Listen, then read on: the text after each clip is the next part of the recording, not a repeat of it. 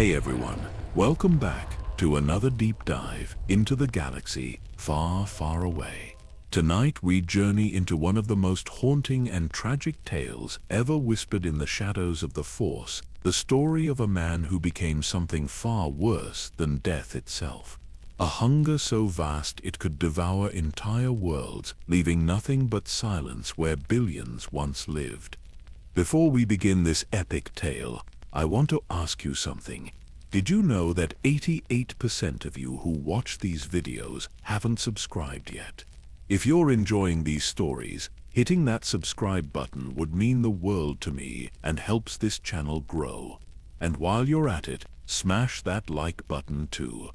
Also, if you're fascinated by epic tales from other legendary worlds, you should definitely check out my new channel, The Raven's Tales, where I dive deep into Game of Thrones stories and mysteries. I've added the link in the description below for you to explore. Now, drop a comment and let me know where in the world you're listening from and what time it is there. I love seeing our community span across continents and time zones. It's incredible how these ancient stories bring us all together, no matter where we are. Alright, get comfortable, dim those lights, maybe turn on a fan for that gentle background sound, and let's drift into tonight's journey together. In the depths of space where starlight dies, and even the Force itself grows thin, there drifts a ship that should not exist. The Ravager, they call it. A vessel so vast it could blot out suns, yet so broken that it defies every law of engineering. Its hull is fractured in 10,000 places, held together not by metal or will, but by something far more terrible, by hunger itself. Upon its bridge stands a figure draped in midnight robes, wearing a mask that has never known the touch of living flesh. Behind that mask lies not a face, but an absence so complete that reality itself recoils. This is Darth Nihilus, the Lord of Hunger, the wound in the Force made manifest. But he was not always this creature of void and shadow. Once long ago, when the galaxy burned with Mandalorian fire and Jedi fell like autumn leaves, he was a man. A man with a name, with hopes, with a beating heart that knew love and fear in equal measure. What transformed him from hero to horror? What twisted a defender of the innocent into a consumer of worlds? The answer lies buried beneath layers of war, betrayal, and a single moment of such catastrophic destruction that it tore a hole not just in space, but in the very fabric of existence itself. This is his story. This is how the galaxy learned to fear not death, but something infinitely worse. The story of the man who became hunger incarnate. To understand the darkness that would consume the galaxy, we must first journey back to a time when hope still flickered among the stars. This tale unfolds in the twilight years of the Old Republic, when the echo of ancient wars still reverberated through hyperspace lanes, and the Jedi Order stood as guardians of peace, though their numbers had begun to dwindle like candles in an endless night. You are a seeker of forgotten truths, a scholar of the Force whose life has been devoted to uncovering the mysteries that others fear to explore. Your fingers have traced the ancient texts of the Jedi archives, your mind has wandered through holocrons older than civilizations, and your heart carries the weight of knowledge that few dare to bear. You have walked the ruins of Exar Kun's temples on Yavin 4, meditated in the crystal caves of Elam, where lightsaber crystals sing their eternal songs, and stood before the sealed vaults beneath the Jedi Temple on Coruscant, where the darkest secrets are kept. But tonight, your quest has brought you to a place that exists between worlds, between light and shadow. The Telosian Historical Archive, a repository of knowledge salvaged from worlds that no longer exist, worlds that were consumed in the great wars that nearly tore the galaxy asunder.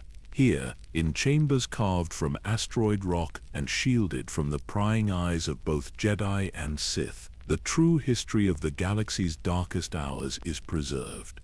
Your companion in this endeavor is Master Varen Das, an elderly twill whose blue skin bears the weight of centuries and whose eyes hold memories of horrors that would break lesser minds. He is one of the few survivors of the Great Purges, a keeper of stories that the galaxy has tried desperately to forget. His voice carries the tremor of age, but also the strength of one who has witnessed the rise and fall of empires.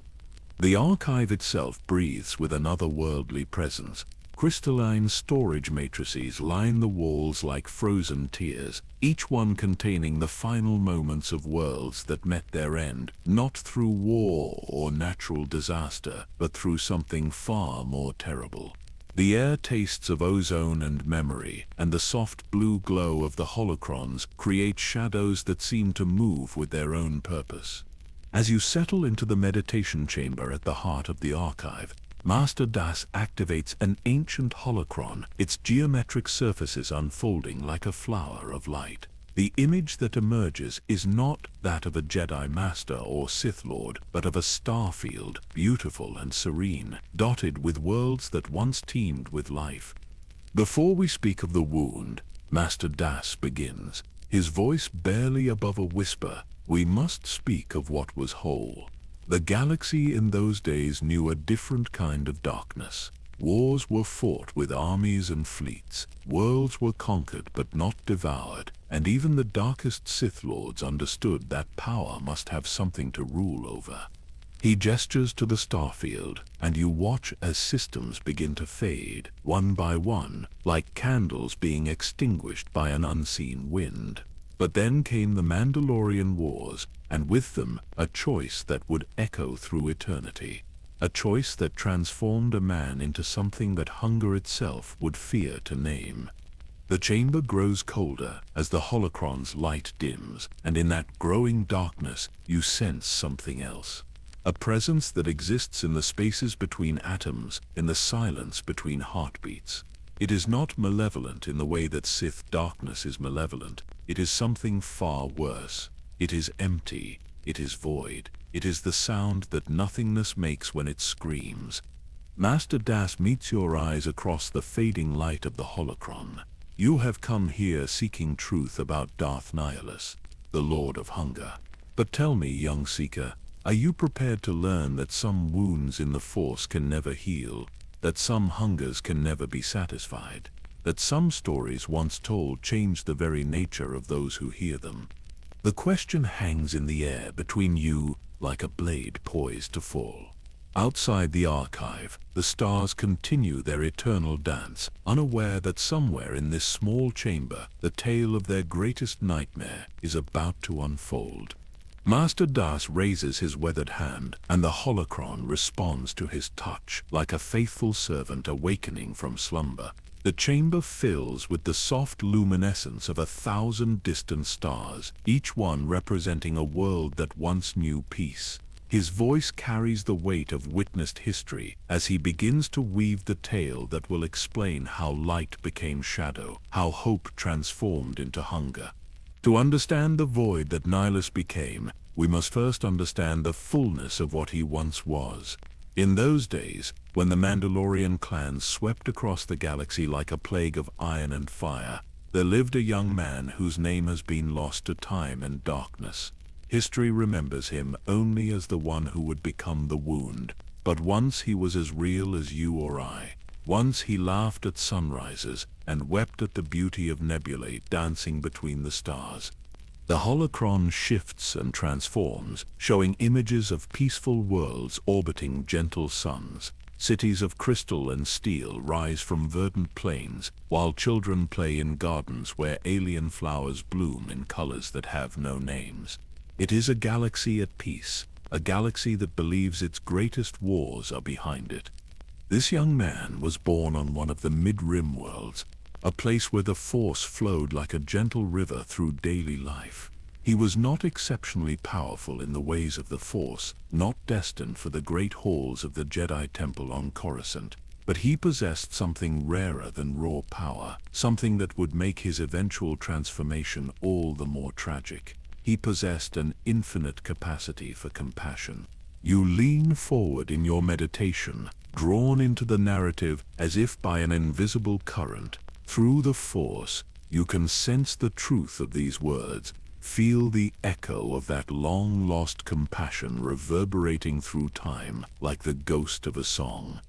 His early years were unremarkable in the way that all truly beautiful things are unremarkable. He helped his neighbors harvest their crops when the seasons turned harsh. He comforted the sick when plagues swept through the outer colonies. He stood vigil with the dying when their families could not bear to watch. The Force moved through him not as a weapon or tool, but as a bridge between suffering souls and the peace they sought. Master Das pauses, his blue fingers dancing across the holocron's surface.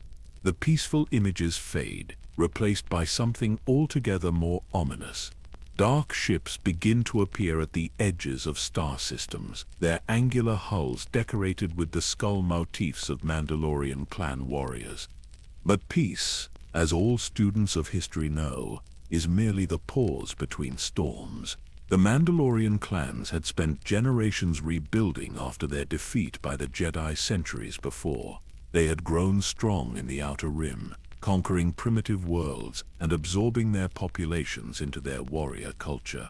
Under the leadership of Mandalore the Ultimate, they had become something more than raiders or conquerors. They had become a force of nature, as inevitable as entropy itself. The holographic display shows the Mandalorian advance in all its terrifying glory. World after world falls beneath their assault, not through overwhelming force alone, but through superior tactics, better technology, and an absolute dedication to the warrior's path that the peaceful citizens of the Republic could not comprehend. The Republic had grown fat and complacent in those years of peace.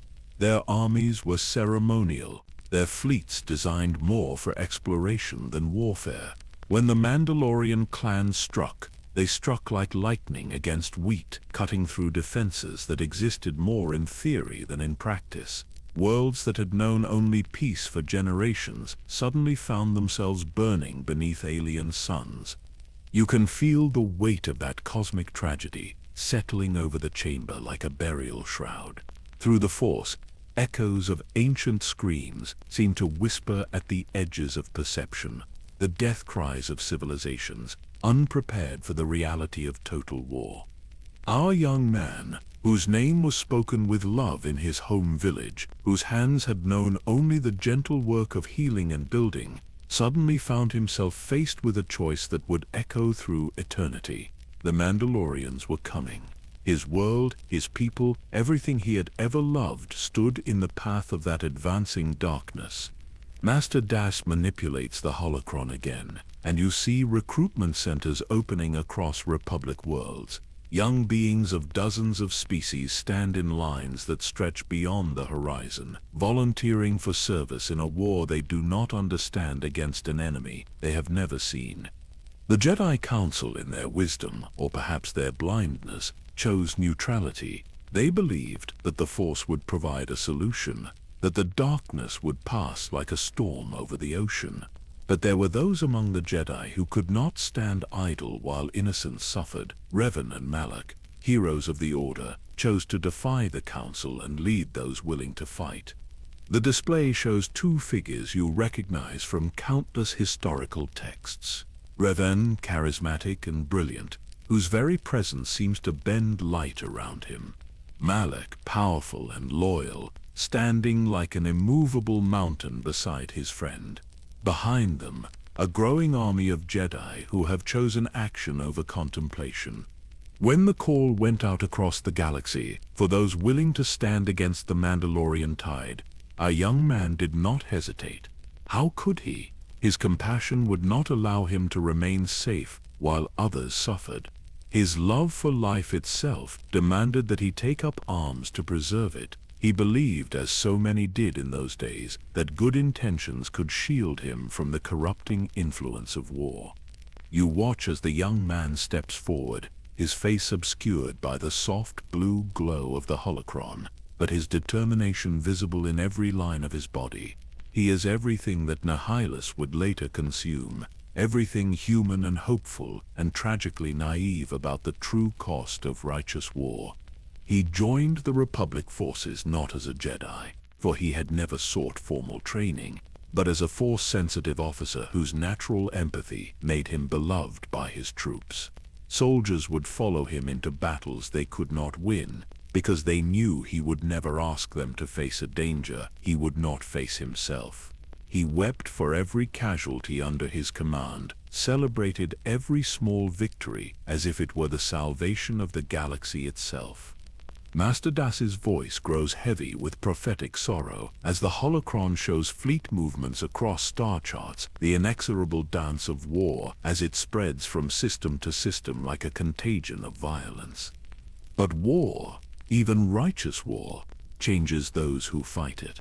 The young man who had once healed the sick found himself learning to kill efficiently.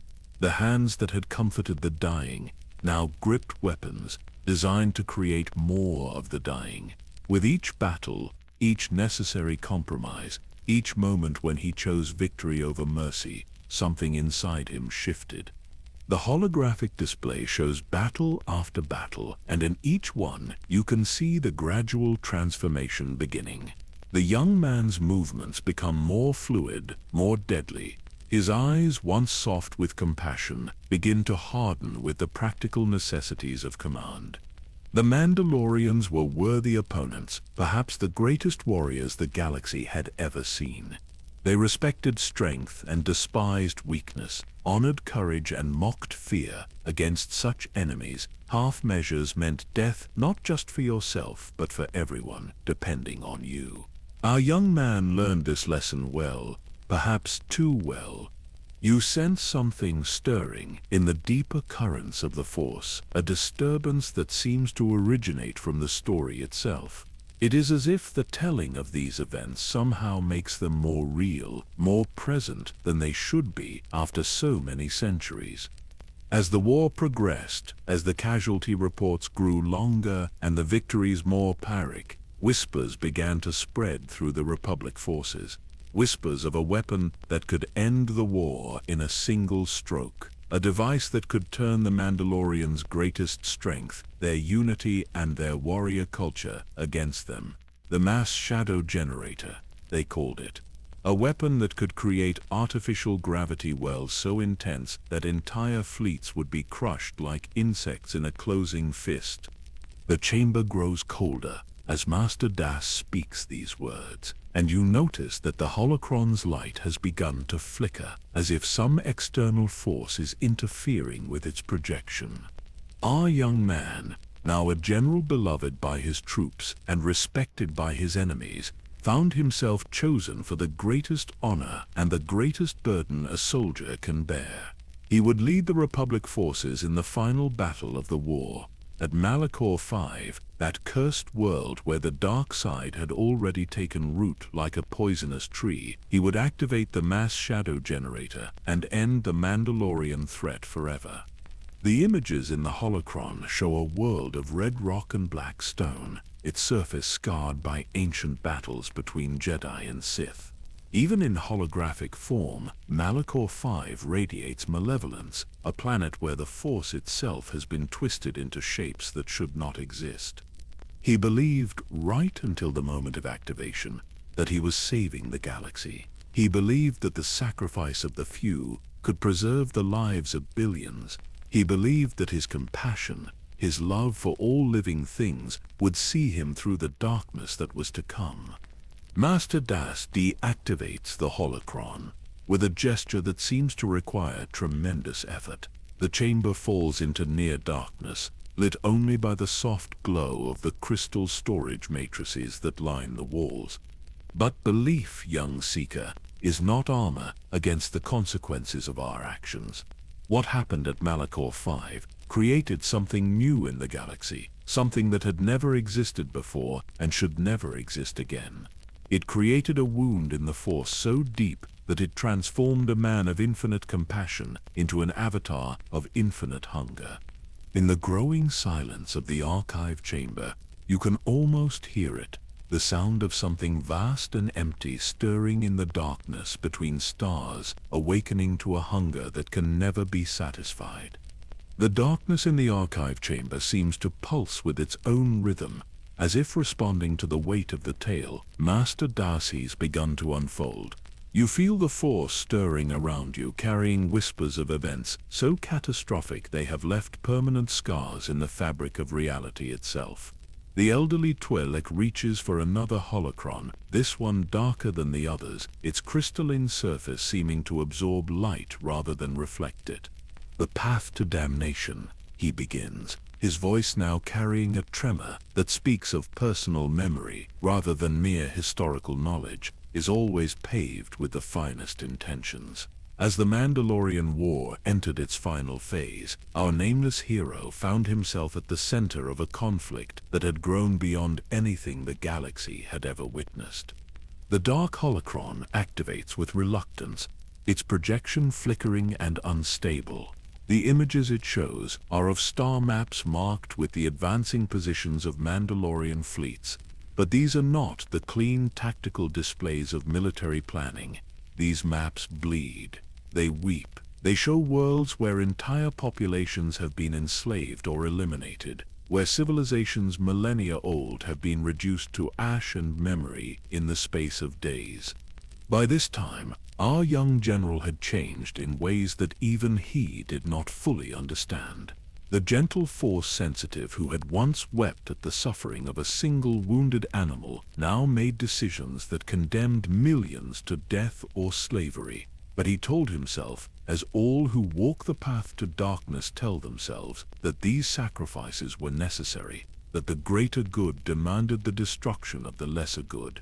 You watch through the holocron's unstable projection as fleets gather in the deep space between stars.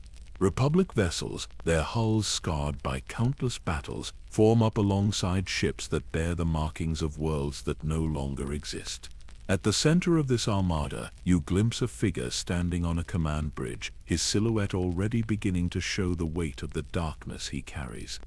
The Mandalorians, under their leader Mandalore the Ultimate, had proven themselves to be everything the Republic was not. They were unified where the Republic was fractured, decisive where the Republic was deliberative, willing to sacrifice everything for victory, where the Republic still clung to the illusion that war could be fought without moral compromise.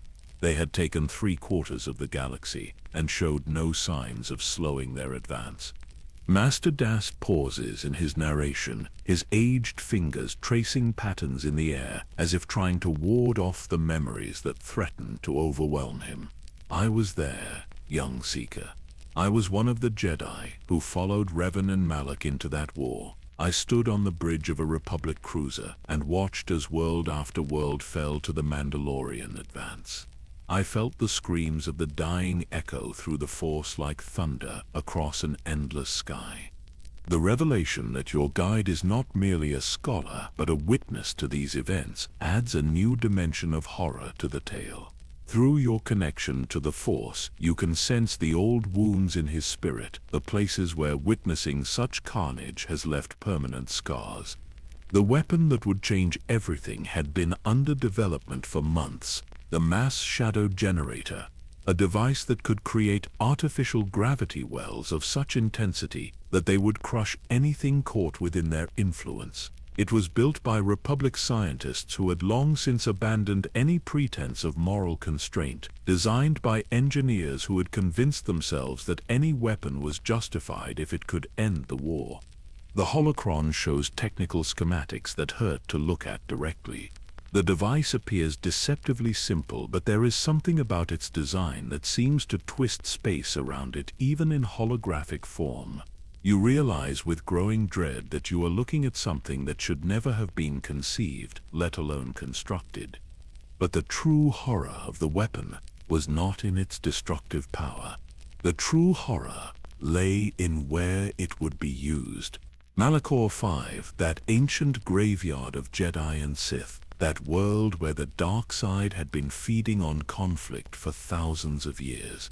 The strategists chose it because its gravity well would amplify the weapon's effect, creating a trap from which no Mandalorian fleet could escape. The projection shifts to show Malachor V in all its malevolent glory. Red stone peaks thrust up from cracked plains like the bones of some impossibly vast corpse. Ancient temples and fortresses dot the landscape, their architecture twisted into forms that seem to mock the very concept of beauty. Even through the holocron's filtered display, you can feel the planet's hunger for suffering, its thirst for the kind of massive death that would soon be provided.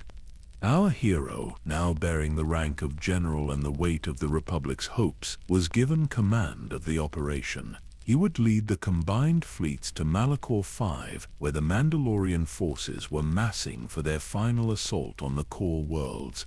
There, in the shadow of ancient Sith temples, he would activate the mass shadow generator and end the war in a single cataclysmic moment. You'll see him now more clearly through the holocron's projection.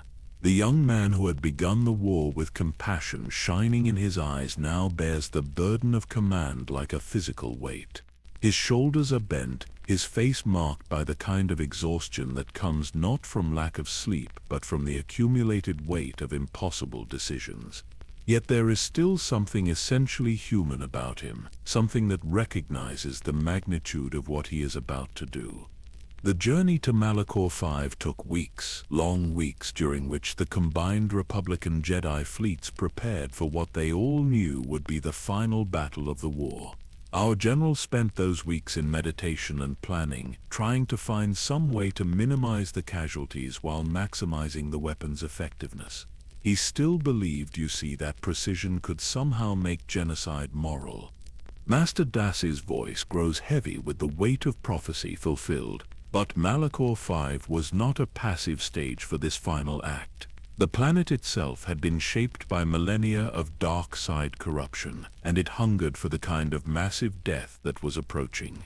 As our fleets drew near, sensitive Force users began to report dreams of crushing darkness, visions of a hunger so vast it could swallow stars.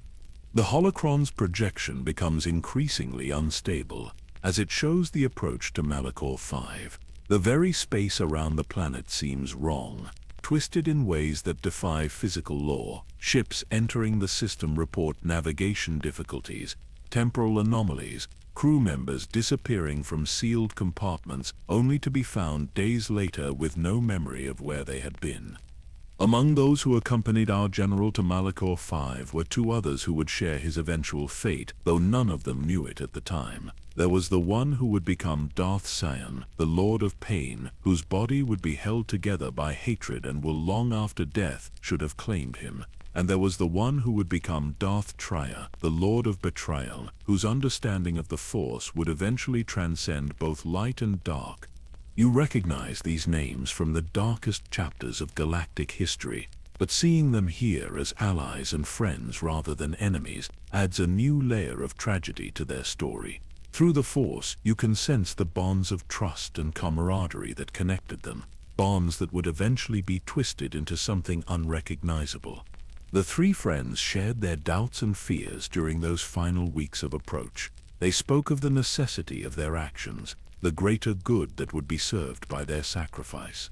They convinced themselves that they were strong enough to bear the moral weight of what they were about to do, that their combined will could resist the corrupting influence of Malachor V's dark side nexus. The projection shows intimate moments between the three companions, quiet conversations in the observation lounges of their flagship, shared meals where they tried to maintain some semblance of normalcy in the face of approaching catastrophe, meditation sessions where they attempted to center themselves in the light side of the Force even as they prepared to commit an act of unprecedented destruction. But even as they prepared for battle, even as they made their final plans and said what they believed might be their final farewells, the dark side was already at work. Malachor V reached out across the light years, with tendrils of corruption invisible to their senses, but devastating to their souls. The planet that had fed on Sith and Jedi alike for millennia sensed the approaching feast and began to prepare its newest victims. The holocron flickers and dims, its projection becoming so unstable that the images seem to exist more in your mind than in the chamber around you. You realize that you are seeing these events not just through recorded history, but through Master Das's memories, filtered through decades of guilt and survivor's remorse. On the final night before the battle, our general stood alone on the observation deck of his flagship, staring out at the malevolent red glow of Malachor V. Through the Force, he could feel the approaching Mandalorian fleets, thousands of ships carrying millions of warriors who believed they were about to achieve their greatest victory. He could also feel something else, something vast and hungry stirring in the depths of space around the cursed planet. Master Das stops speaking, his hands trembling as they rest on the holocron's surface. When he continues, his voice is barely above a whisper. I was there that night. I stood with him on that observation deck, and I felt what he felt, the presence of something that existed in the spaces between atoms, in the silence between heartbeats, something that was waiting for the moment when the weapon would fire and the Force itself would scream in agony. He turned to me in that final hour and said something I will never forget, words that haunt me still. He said, I can feel it calling to me, Master Das. Whatever we unleash tomorrow, I don't think any of us will survive it unchanged. But what choice do we have? How do we choose between certain defeat and possible damnation? The chamber falls silent, except for the soft hum of the archive's power systems. In that silence, you can almost hear it. The sound of destiny approaching on wings of shadow, carrying with it the end of one story and the beginning of something far more terrible. The archive chamber trembles as Master Das reaches for the final holocron in the sequence, a device so ancient and corrupted that its very presence seems to drain warmth from the air around it. This holocron bears scars across its crystalline surface, as if someone has tried repeatedly to destroy it but failed. When his weathered fingers make contact with its surface, you feel the Force itself recoil, as if reality is reluctant to relive the moment that changed everything. What I am about to show you, Master Das whispers, his voice heavy with the weight of witnessed catastrophe, is the moment when compassion died and hunger was born. It is the instant when a man ceased to exist, and something else, something that should never have been possible, took his place in the fabric of reality. The corrupted holocron activates with a sound like breaking glass, its projection wavering between coherent images and pure chaos. You see the space around Malachor V crowded with ships, Republic and Mandalorian fleets facing each other across the void in formations that speak of desperate resolve on both sides. The planet itself pulses with malevolent energy, its red surface seeming to writhe with anticipation of the feast to come. The battle began at dawn, Malachor time, though dawn and dusk have little meaning on a world where the sun seems to burn with dark fire. The Mandalorian fleet struck first, their tactics as flawless as always, their warriors singing ancient battle songs as they closed for what they believed would be their ultimate victory. They had no idea that victory and defeat had become meaningless concepts in the face of what was about to unfold. Through the unstable projection, you watch as space erupts in violence. Turbolaser fire tears through the darkness between worlds. Fighters weave deadly patterns through capital ship formations, and the ancient dance of galactic warfare plays out against the backdrop of a planet that hungers for death. But there is something wrong with this battle, something that sets it apart from every other conflict in galactic history. Our general, standing on the bridge of his flagship with the activation key for the mass shadow generator in his hand, watched as his friends and allies died around him. Each death sent ripples through the Force, ripples that seemed to be drawn toward Malachor V like water flowing into a drain. The planet was feeding, growing stronger with every life that ended in its shadow. The projection shows him clearly now, the man who would become Darth Nihilus.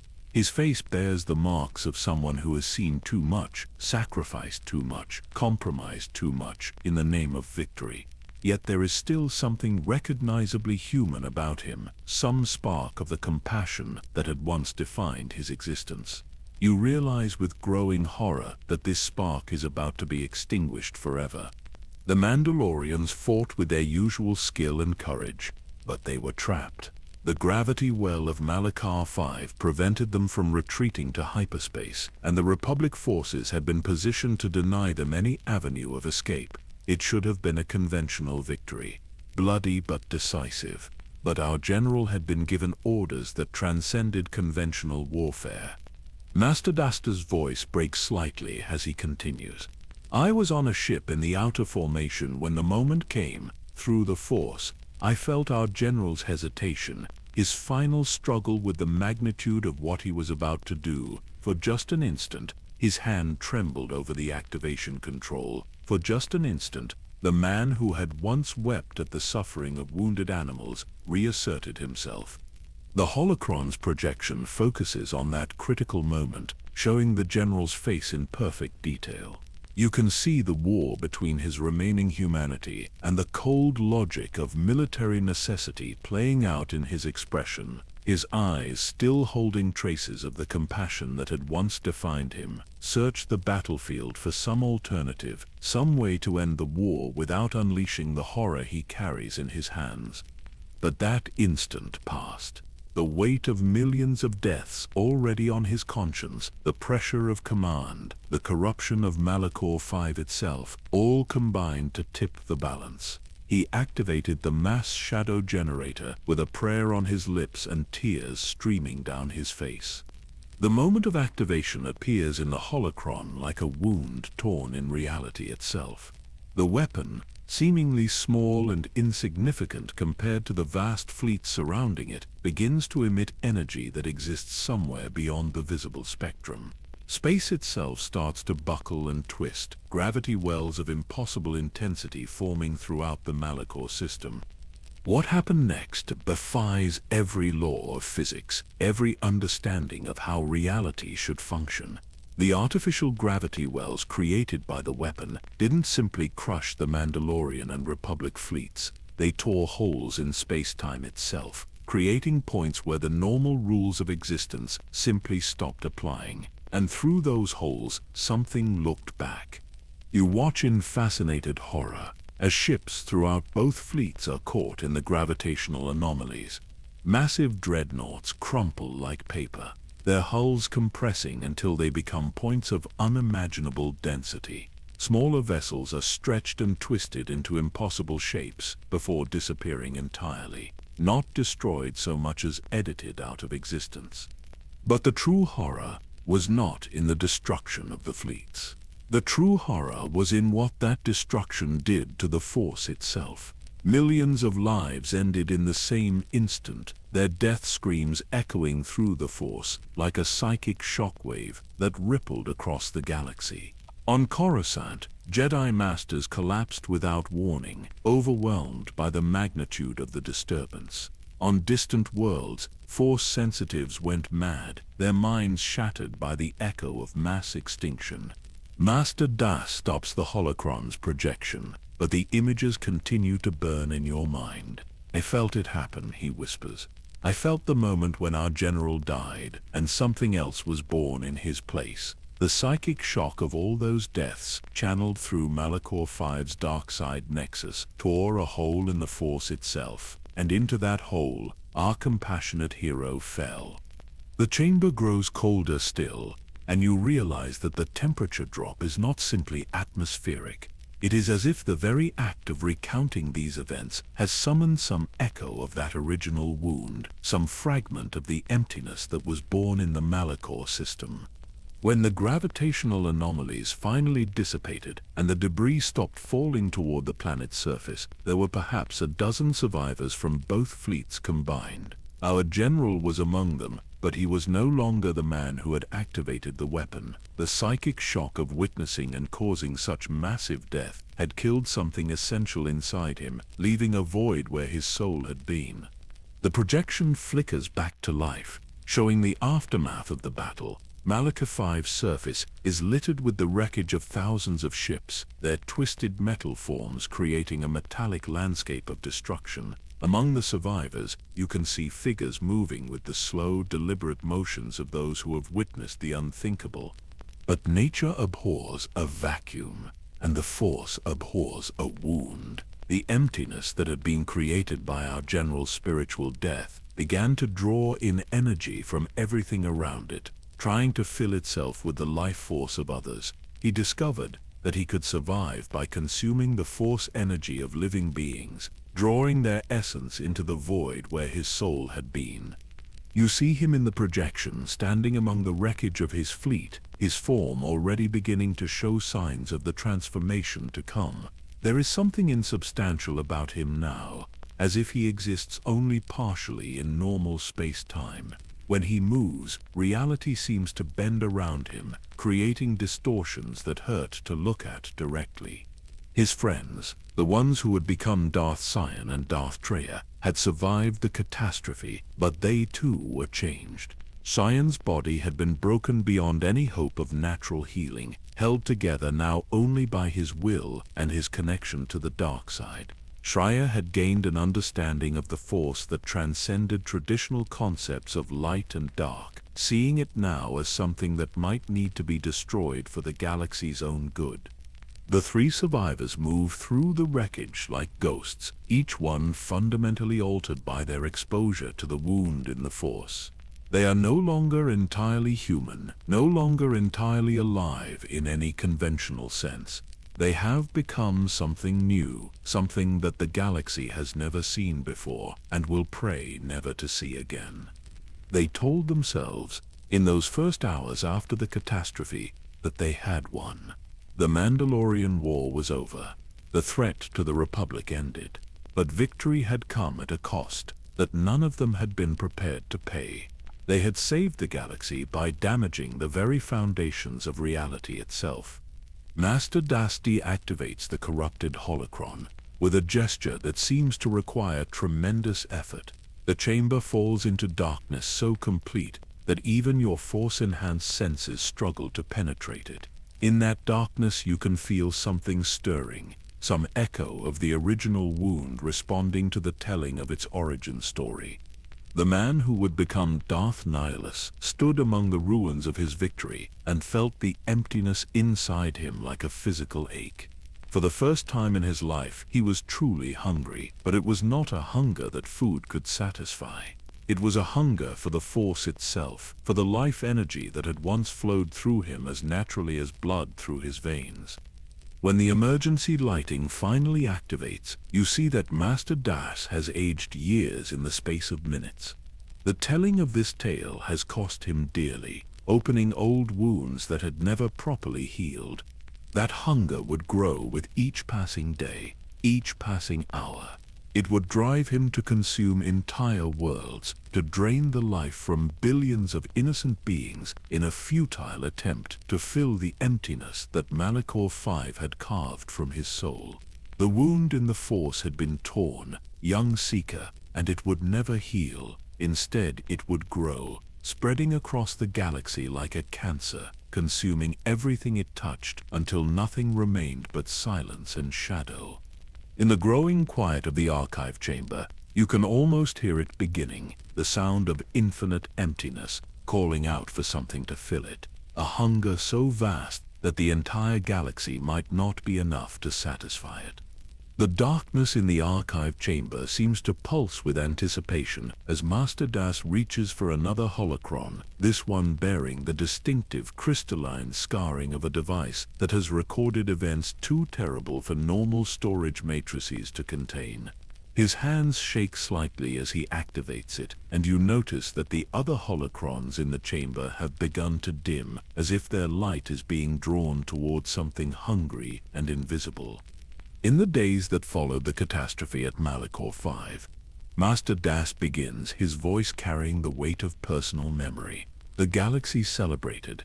News of the Mandalorian defeat spread through the HoloNet like wildfire, bringing joy to worlds that had lived in terror for years. Parades filled the streets of Coruscant, children born during the war, finally heard their parents speak of hope, and the Republic began the long process of rebuilding what had been lost. The holocron's projection shows these celebrations, but there is something unsettling about the images.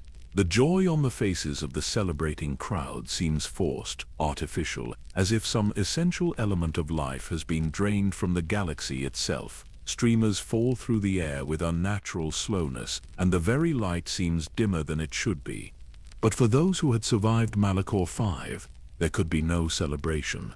They had felt the death of millions echo through the Force, had witnessed the birth of something that should never have existed. The man who had once been our general returned to Republic space as a hero, but he carried within him a secret that would soon make heroism impossible. You see him now through the holocron's projection, standing before Republic officials who heap praise and commendations upon him. He accepts their accolades with the mechanical responses of someone whose thoughts are elsewhere, someone whose attention is focused on something infinitely more pressing than public recognition. Even in holographic form, there is something wrong with his appearance, as if he exists slightly out of phase with the reality around him. The first sign that something fundamental had changed came during his medical examination. Republic doctors found his vital signs to be within normal parameters, but they noted strange inconsistencies. His heartbeat would sometimes pause for minutes at a time, yet he showed no signs of distress. His brain activity displayed patterns that had never been recorded in any known species. Most disturbing of all, instruments designed to measure force sensitivity gave wildly inconsistent readings, sometimes showing him as immensely powerful, other times registering nothing at all. Master Das pauses in his narration, his blue fingers tracing patterns in the air, as if trying to ward off memories that threaten to overwhelm him. I was assigned to debrief him, to help him process the trauma of what he had experienced. During our first session, I felt something that still haunts my dreams. When I reached out through the Force to offer comfort and healing, I felt my own life energy being drawn away, pulled into a void so vast and empty that I nearly lost myself completely. The holographic projection shifts to show private chambers within the Jedi Temple on Coruscant, spaces designed for healing and reflection. But even these sacred halls seemed diminished in the presence of the returning hero, their light somehow less pure, their peace somehow more fragile. He was unaware of what was happening at first. The hunger that had been born in the wound of his soul operated below the level of conscious thought, drawing in force energy as automatically as breathing draws in air. During our conversations, I watched his physical form grow more solid and substantial as mine grew weaker and more translucent. It was then that I realized the true horror of what Malachor V had created. You watch through the projection as other Jedi attempt to interact with the returned general, each encounter following the same disturbing pattern. Masters who had trained for decades find their strength ebbing away in his presence, while he seems to grow more real, more present, more substantial with each stolen fragment of their essence. The Republic doctors, unaware of the force-based nature of his condition, attributed these energy transfers to some form of exotic radiation exposure from the mass shadow generator. They quarantined him in a specialized medical facility, hoping that time and isolation would allow whatever alien influence was affecting him to dissipate naturally. The projection shows sterile medical chambers where the man who would become Nihilus spends long hours in apparent meditation. But this is not the peaceful contemplation of a Jedi seeking balance. This is the desperate focus of someone trying to understand what he has become, trying to find some way to control the emptiness that gnaws at him with increasing intensity. It was during this quarantine that he began to understand the true nature of his transformation. The compassionate healer, who had once wept at the sight of suffering, discovered that he could only sustain his existence by causing suffering in others. The man who had joined the war to protect life found that he could only preserve his own life by stealing the life force of everyone around him. You see him in his isolation chamber, his form flickering between substantial and ethereal as the hunger wars with his remaining humanity. When medical staff approach to check on him, they age visibly in his presence, their vibrant health draining away to feed the void where his soul once resided. The hunger grew stronger with each feeding, but it also grew more sophisticated. What had begun as an uncontrolled drain that affected everyone in his vicinity gradually evolved into something more targeted, more deliberate. He learned to focus his consumption on specific individuals, to draw their essence slowly rather than all at once, to make the process last longer and provide more sustenance. Master Das's voice grows heavy with the weight of witnessed transformation. I visited him one final time before the Republic medical staff recommended his transfer to a more secure facility.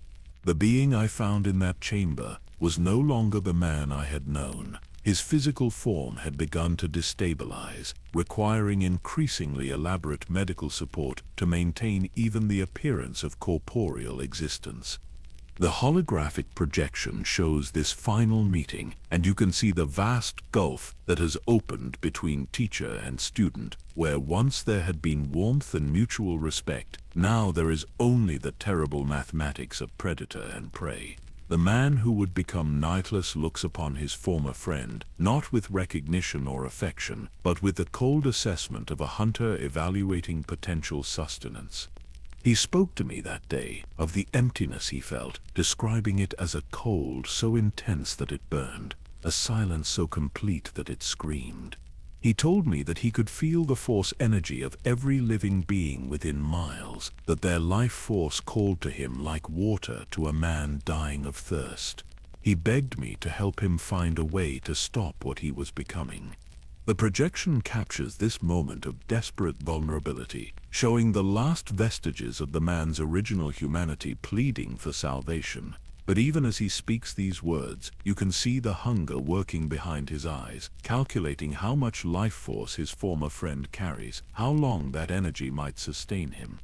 I tried to help him, young seeker.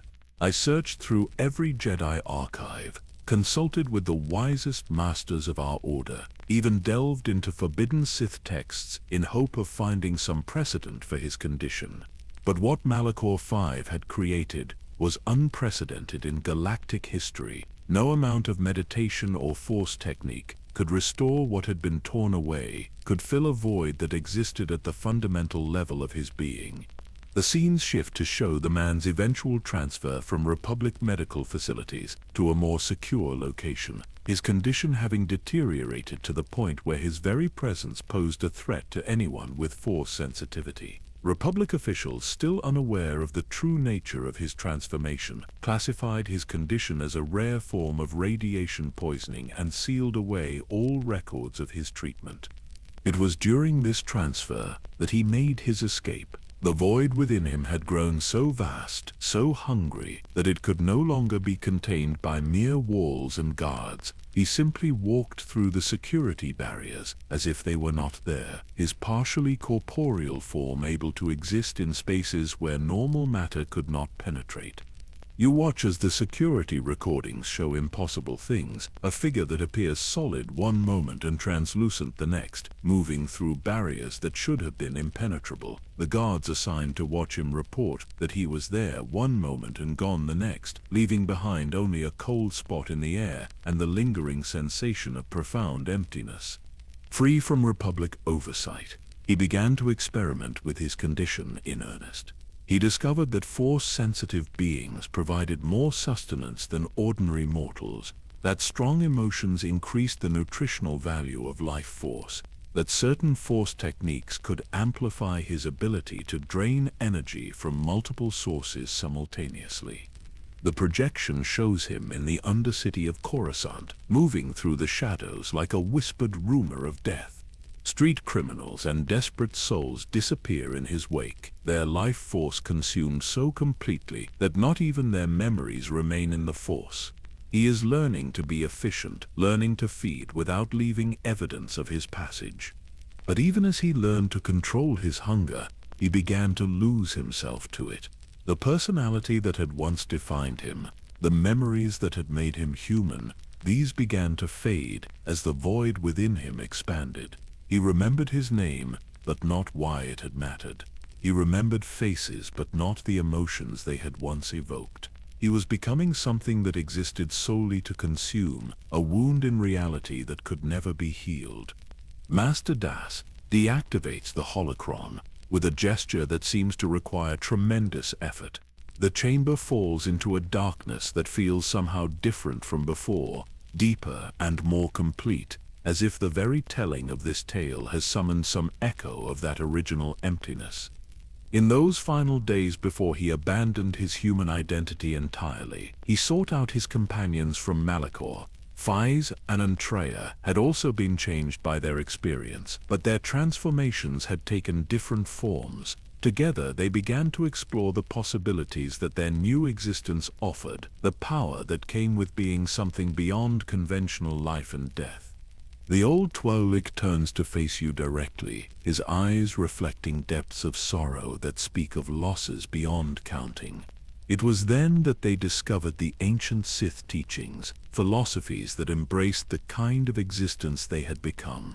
The hunger that had once tormented our former general began to seem less like a curse and more like a gift, a tool that could be used to reshape the galaxy according to their will. In the growing silence of the archive chamber, you can feel it stirring, the memory of that original hunger, awakening like a beast that has caught the scent of prey on the wind. In the depths of the archive chamber, Master Das activates another holocron, this one bearing the distinctive crimson glow of Sith origin. The moment its light touches the walls, you feel the temperature drop by several degrees, and the Force itself seems to recoil from what is about to be revealed. This is not merely historical documentation, but a record kept by those who embraced the darkness willingly, who chronicled their own fall with meticulous precision. The path from victim to predator, Master Das intones, his voice carrying new undertones of dread, is often shorter than we dare imagine. The man who had once wept at the sight of suffering was about to learn that causing suffering could bring a terrible form of peace.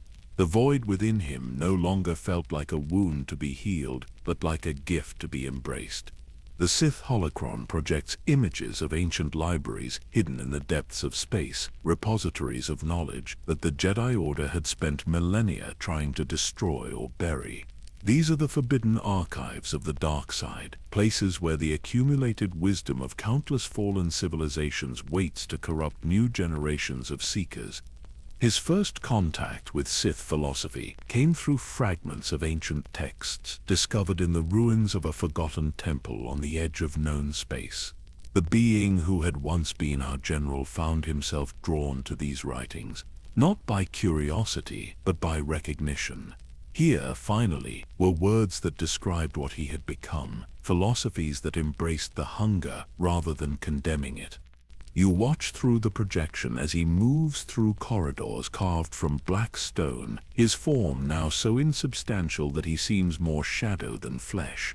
The ancient Sith hieroglyphs on the walls pulse with their own malevolent light as he passes, responding to the presence of something that embodies their darkest teachings made manifest. The text spoke of the Sith understanding of existence as a constant struggle between the strong and the weak, between those who consume and those who are consumed. They described techniques for amplifying one's connection to the dark side through the deliberate infliction of suffering, methods for transforming pain into power that could reshape reality itself. Master Das pauses, his aged features reflecting the red glow of the Sith holocron. What these ancient teachers could never have imagined was a student who had already transcended the normal boundaries between consumer and consumed. Their techniques, designed to gradually corrupt ordinary Force users over years or decades, found in him a vessel already prepared to contain the darkest possibilities of the dark side. The projection shows him in deep study, absorbing knowledge that would have driven lesser minds to madness. But there is no madness in his approach to these forbidden teachings, only the cold efficiency of someone who has moved beyond conventional concepts of sanity. He learns with the focused intensity of a starving man discovering new sources of nourishment. It was during this period of study that he was reunited with his companions from Malachor V. Sion arrived first, his body a walking monument to the destructive power of the dark side. Every bone had been broken, every organ damaged beyond natural healing, yet he endured through pure force of will and an intimate understanding of pain that transcended normal biological limitations. You see Sion as he appeared in those days, his massive frame held together by rage and dark side energy, rather than mere flesh and bone. When he moves, you can hear the grinding of broken joints, the whisper of torn tissue that should have meant death, but has instead been transformed into a source of power. Triya came later, her transformation less visible, but perhaps more profound than either of her companions. Continued to exist despite being fundamentally broken. He claimed the vessel through pure force of will, his consciousness flowing through its corridors like a tide of consuming shadow. The ship's systems, long since dead, responded to his presence not through conventional repair, but through integration with his own impossible existence. The Ravager became an extension of his hunger, a tool for projecting his consumption across interstellar distances. The projection shows the restored vessel, but restoration is perhaps the wrong word. The ship exists now in a state that defies conventional understanding, its hull held together not by structural integrity, but by the same dark force that maintains its master's coherence. It is less a starship than a mobile manifestation of the void, a weapon capable of draining entire star systems. With his flagship claimed and his power growing with each world he consumed, the being who had once been a hero of the Republic began to plan something unprecedented in galactic history. Working with his companions Sion and Triya, he conceived of a systematic campaign to eliminate every force-sensitive being in the galaxy, to drain the Force itself until nothing remained but the perfect silence of absolute emptiness. Master Das deactivates the Sith holocron with a gesture that seems to require tremendous effort. The crimson light fades, leaving the chamber in a darkness that feels somehow cleaner than what came before, though no less ominous.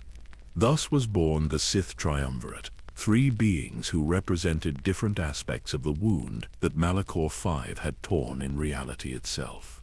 And at their head stood the one who would become known as Darth Nihilus, the Lord of Hunger, whose very existence posed a threat not just to individual lives or worlds, but to the fundamental concept of existence itself. In the growing silence of the archive chamber, you can feel the weight of what is coming. The transformation is complete, the descent into darkness achieved. What emerges from this chrysalis of corruption will make the galaxy long for the simple brutality of conventional war. The archive chamber fills with an otherworldly luminescence as Master Das activates a trio of holocrons simultaneously, their combined projections creating a three-dimensional star map that spans the known galaxy. Each point of light represents a world, a civilization, a repository of life and hope that existed in the years following the Mandalorian Wars. But as you watch, those points begin to dim and disappear, one by one, like candles being extinguished by an unseen wind.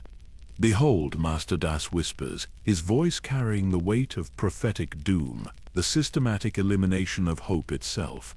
What you witness here is not merely the rise of three Dark Lords, but the birth of a new form of warfare, one that targeted not just armies or governments, but the very concept of life in the Force. The central projection shows three figures standing before the massive bulk of the Ravager, their forms distinct yet united in purpose. Darth Nihilus dominates the center, his masked visage already becoming the stuff of nightmares across the galaxy. To his right stands Darth Sion, the Lord of Pain, his broken body radiating an aura of suffering that makes the space around him seem to writhe in sympathy. To his left, Darth Triya, the Lord of Betrayal, her ancient wisdom now turned to purposes that would make the old Sith Masters weep with envy. The formation of the Triumvirate was not merely an alliance of convenience. Master Das explains, manipulating the holocrons to show the philosophical discussions that bound these three beings together. It was the convergence of three different aspects of the wound that Malachor V had torn in reality. Each represented a different form of death, a different path to the ultimate silence they sought to impose upon the galaxy. You watch through the projection as the three figures engage in deep conversation, their words carrying weight that seems to bend space around them. When Nihilus speaks, his voice emerges not from his masked face, but from the void itself, a sound like the universe exhaling its last breath. When Sion responds, his words are punctuated by the crack of breaking bones, the whisper of torn flesh that refuses to heal. When Trier offers her counsel, reality itself seems to shift slightly, as if her understanding of truth and falsehood has become so profound that she can alter the fundamental nature of existence through speech alone. Their first target was not a world or a fleet, but an idea. They began by spreading rumors of a new kind of Sith teaching, one that promised power beyond anything the old Empire had achieved. Force sensitives across the galaxy, still traumatized by the recent wars and seeking meaning in the chaos that followed, found themselves drawn to these whispered promises like moths to a flame. The star map shifts to show the movement of individuals and small groups across hyperspace routes, converging on coordinates that lead to worlds now cloaked in shadow. These are not conquests in the traditional sense, but recruitment drives, though the distinction between recruit and victim becomes increasingly meaningless as the Triumvirate's influence spreads. Nihilus served as the ultimate argument for their philosophy. When potential followers hesitated to embrace the teachings of the Triumvirate, they were brought before the Lord of Hunger for a demonstration of what transcendence truly meant. Those who witnessed his feeding and survived the experience became converts with an evangelical fervor that burned brighter than any conventional faith. You see these demonstrations through the projection, gatherings where dozens of force-sensitive beings stand in circles around Nihilus as he selectively drains some while sparing others. The survivors stumble away with their understanding of the Force fundamentally altered, having witnessed something that exists beyond traditional concepts of light and dark side corruption. But the true genius of their approach lay not in direct confrontation, but in systematic elimination. While the galaxy's attention was focused on rebuilding after the Mandalorian Wars, the Triumvirate began hunting down Jedi who had survived the conflict. These were not dramatic lightsaber duels or grand battles, but surgical strikes that left no witnesses, no evidence, only empty spaces where masters and Padawans had once existed. The projection shows the gradual dimming of the Force across the galaxy as these hunts continue. Each eliminated Jedi represents not just the loss of an individual but the severing of connections, the breaking of training bonds, the collapse of entire lineages of knowledge and wisdom that had been passed down through generations. Sion proved invaluable for these operations. His understanding of pain allowed him to torture information from captured Jedi about the locations of their hidden enclaves and safe houses. More importantly, his very presence served as a form of psychological warfare that broke the spirits of those who had to watch their friends and teachers suffer torments that should have meant death, but somehow didn't. You watch as Sion moves through Jedi hideouts like a walking embodiment of inevitability, his broken form somehow more terrifying than any traditionally imposing Sith Lord could be. He does not kill quickly or cleanly, but prolongs suffering until his victims welcome the void that Nihilus offers as a form of merciful release. Trier's role was perhaps the most insidious of all. She had once been a Jedi Master herself, knew their ways of thinking, their methods of training, their deepest philosophical foundations. She used this knowledge to plant seeds of doubt and despair in the minds of surviving Jedi, turning their own compassion and desire for peace into weapons against them. The projection shows seemingly innocent encounters where Trier, disguised as a refugee or survivor, approaches Jedi with questions about the Force, about the meaning of their recent failures, about whether their dedication to peace had somehow enabled the wars that devastated the galaxy. These conversations leave their targets spiritually wounded, easier prey for the more direct approaches of her companions. Together, the three lords orchestrated a campaign of elimination that was as psychologically devastating as it was physically destructive. They did not merely kill Jedi, but destroyed the very idea of what the Jedi represented. Hope, redemption, the possibility that the Force could be used to protect rather than consume. All of these concepts withered under their systematic assault. The star map now shows vast regions of space where the Force has grown thin, areas where entire sectors report no Force-sensitive births for years at a time. The galaxy is not just losing its Jedi, but its potential for future Jedi, as if the very concept of connection to the Force is being edited out of reality. As their power grew, so did their ambitions. No longer content with hunting individual Jedi, they began targeting entire Force-sensitive populations. Worlds that had produced generations of potential Padawans found themselves visited by the Ravager, emerging from hyperspace like a herald of entropy itself. You see these planetary assaults through the projection, watching as the massive vessel positions itself in orbit around unsuspecting worlds. There are no bombardments, no invasions in the traditional sense. Instead, Nihilus simply extends his consciousness through the ship's systems, reaching down through layers of atmosphere and matter to touch the Force-sensitive inhabitants below. The feeding process had evolved by this point into something that transcended mere sustenance. When Nihilus drained a world now, he did so with the precision of a master craftsman, savoring not just the life force he consumed but the despair of those who witnessed their loved ones simply ceasing to exist. The terror and anguish of the survivors became seasoning for the meal, adding flavor to what might otherwise have been mere nourishment. Master Das pauses in his narration, his aged features reflecting the horror of what he is describing. I barely escaped one such feeding myself, on a world whose name I will not speak aloud, lest speaking it somehow call his attention back to its coordinates. I felt the pull of his hunger from the other side of the planet, a suction so powerful that even attempting to resist it left me forever changed. The projection shows this near encounter, a world where millions of beings simply stop existing in the space of hours. The survivors, those few who possessed no Force sensitivity to attract Nihilus's attention, wander through empty cities like ghosts, unable to comprehend what has happened to their families, their friends, their entire civilization. But perhaps the most terrifying aspect of the Triumvirate's rise was how efficiently they divided the galaxy between themselves. Nihilus claimed the right to consume, Sion the right to torture, and Tria the right to corrupt. Between them, they created a perfect system for eliminating not just the Jedi Order, but the very possibility that the Force could ever again be used for purposes of creation rather than destruction. The three-dimensional star map now shows the galaxy divided into spheres of influence, each zone reflecting the particular expertise of its ruler. In Nihilus's territories, worlds stand empty but intact, their populations consumed but their infrastructure left as monuments to his efficiency.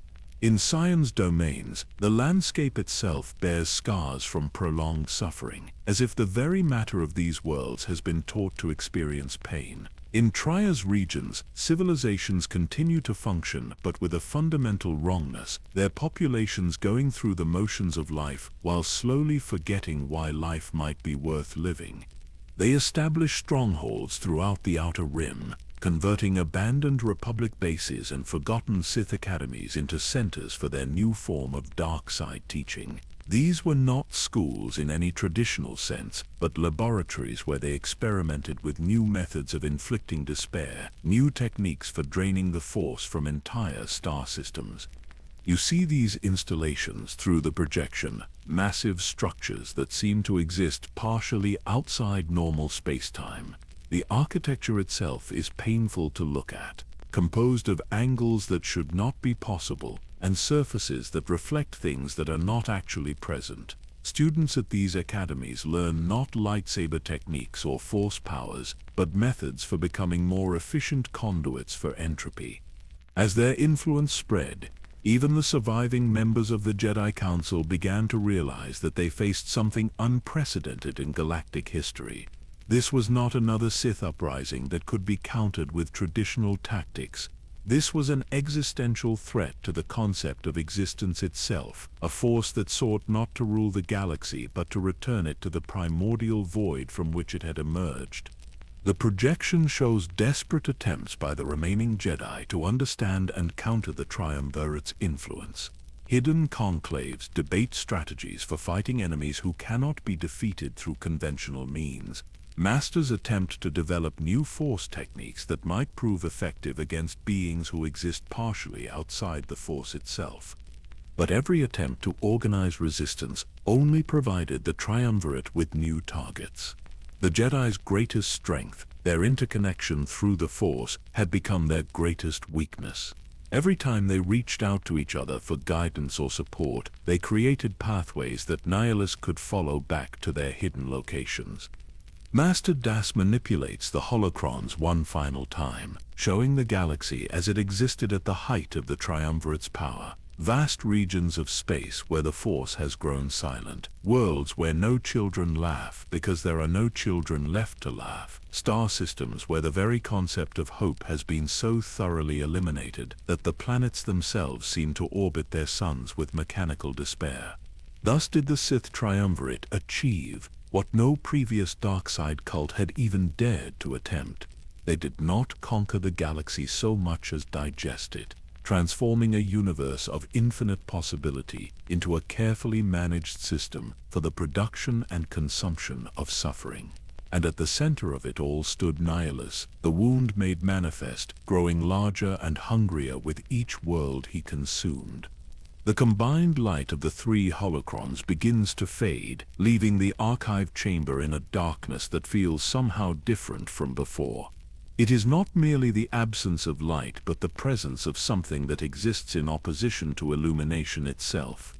The age of the Triumvirate had begun, young seeker, and with it came a darkness deeper than any the galaxy had ever known. But even in this ultimate night, even as the Force itself seemed to be dying, there remained the possibility of resistance. For wounds, no matter how deep, can sometimes heal if tended by the right hands. In the growing silence of the chamber, you can almost hear it. The sound of an entire galaxy holding its breath, waiting to see if hope itself can survive the hunger of the void. The archive chamber trembles as Master Das activates a holocron unlike any you have seen before. This device bears the distinctive markings of the Ravager itself, its crystalline structure scarred and twisted as if it has been exposed to forces that exist beyond the normal laws of physics. When it flickers to life, the projection it creates seems to consume light rather than emit it, showing you the interior of a vessel that should not be capable of supporting life yet somehow does. To understand the full horror of what Nihilus became, Master Das intones, his voice heavy with the weight of impossible knowledge, you must understand his relationship with the vessel that became both his fortress and his tomb. The Ravager was not merely a ship under his command, but an extension of his very essence, a physical manifestation of the void that had consumed his soul. The holocron's projection reveals corridors that stretch beyond the normal dimensions of space, chambers whose walls seem to bend inward toward some central point of infinite hunger. The very metal of the ship's hull appears to be alive, pulsing with a rhythm that matches no known biological process yet somehow suggests the breathing of some vast sleeping entity. When Nihilus first claimed the derelict vessel from the debris fields of the Mandalorian War, it was little more than a broken hull drifting in the void. Battle damage had torn away entire sections, radiation had poisoned its atmosphere, and time had corroded its systems beyond any hope of conventional repair. Yet, something about its wounded state called to the wounded being who discovered it. You see the ship as it was in those early days, a monument to the destructive power of modern warfare. Hull breaches large enough to fly fighters through expose the interior chambers to the vacuum of space, while twisted metal beams create abstract sculptures of destruction throughout its passages. It is a vessel that has died but somehow refuses to stop existing. The process by which Nihilus restored the Ravager defied every principle of engineering and physics known to galactic civilization. He did not repair the damage so much as integrate it into a new form of existence, one that operated according to rules that existed outside normal space-time. The ship became a living wound, sustained not by conventional power sources, but by the same void energy that maintained its master's coherence. The projection shows this impossible restoration, watching as broken systems spontaneously reassemble themselves according to designs that have never appeared in any technical manual. Power flows through conduits that should not be able to carry it. Atmosphere maintains pressure in chambers that have no walls, and the ship's computer systems operate despite having no physical components to support their functions. The bridge became Nihilus's throne room, a chamber where the normal rules of cause and effect held only tenuous sway. From this nexus of unreality, he could extend his consciousness throughout the ship and beyond, reaching across interstellar distances to touch the minds of potential prey. The command chair itself was transformed into something that existed partially in normal space and partially in the void, allowing him to maintain his increasingly tenuous connection to physical reality. You watch through the projection as this transformation occurs, seeing the bridge evolve from a standard Republic command center into something that resembles the interior of a dark side nexus. Control panels meld seamlessly with surfaces that hurt to look at directly, while view screens display not just exterior views, but glimpses of realities that should not exist.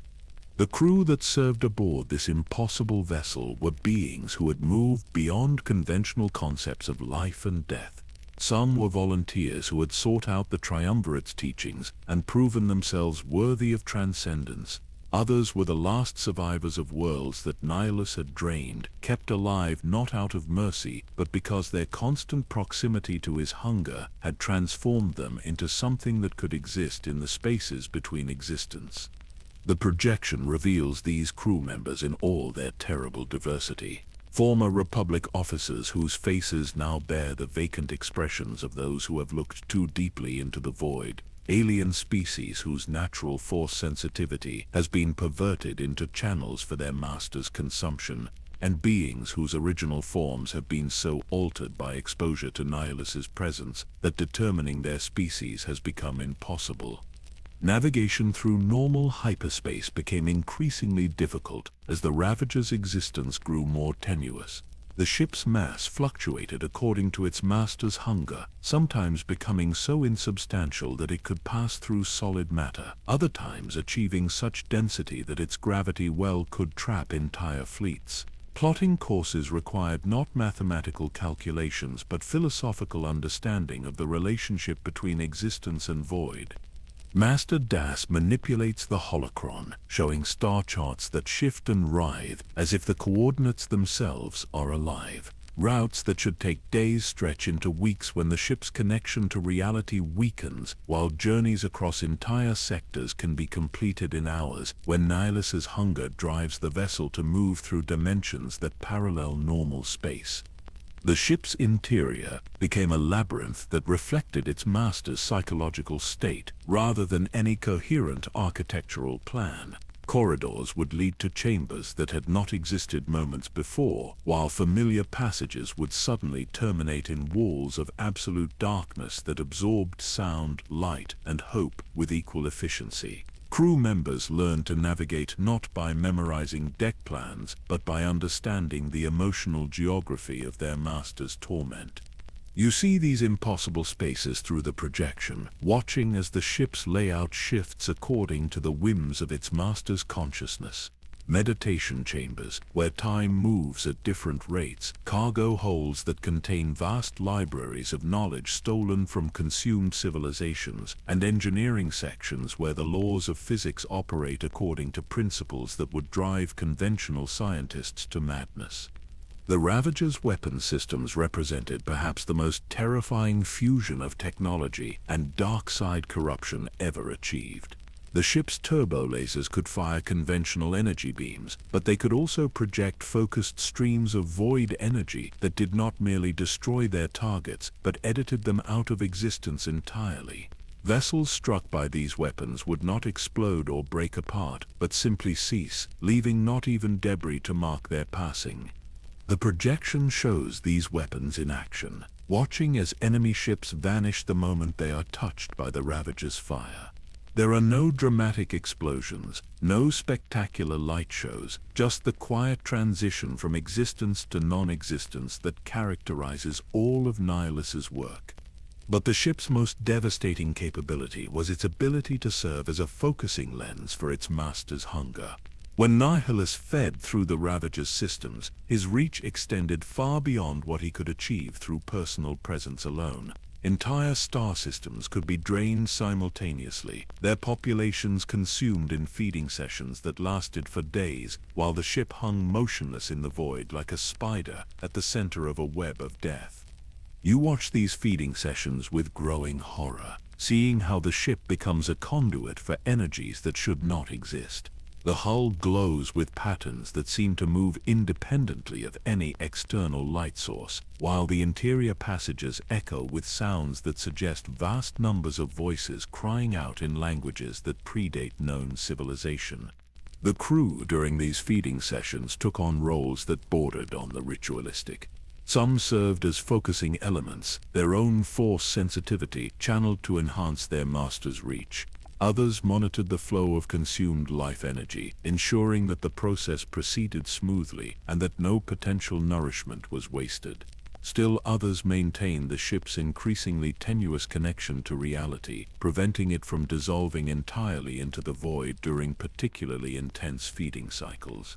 Master Das pauses in his narration, his aged features reflecting the horror of what he is describing. I once observed the Ravager during one of these feeding sessions, though observation is perhaps too mild a word for the experience. My reconnaissance vessel was positioned at the edge of a star system when the ship emerged from hyperspace above the inhabited worlds below.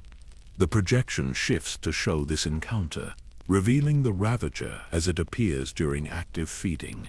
The vessel seems to exist in multiple dimensions simultaneously, its outline shifting and blurring, as if reality itself cannot quite decide whether it should be allowed to exist.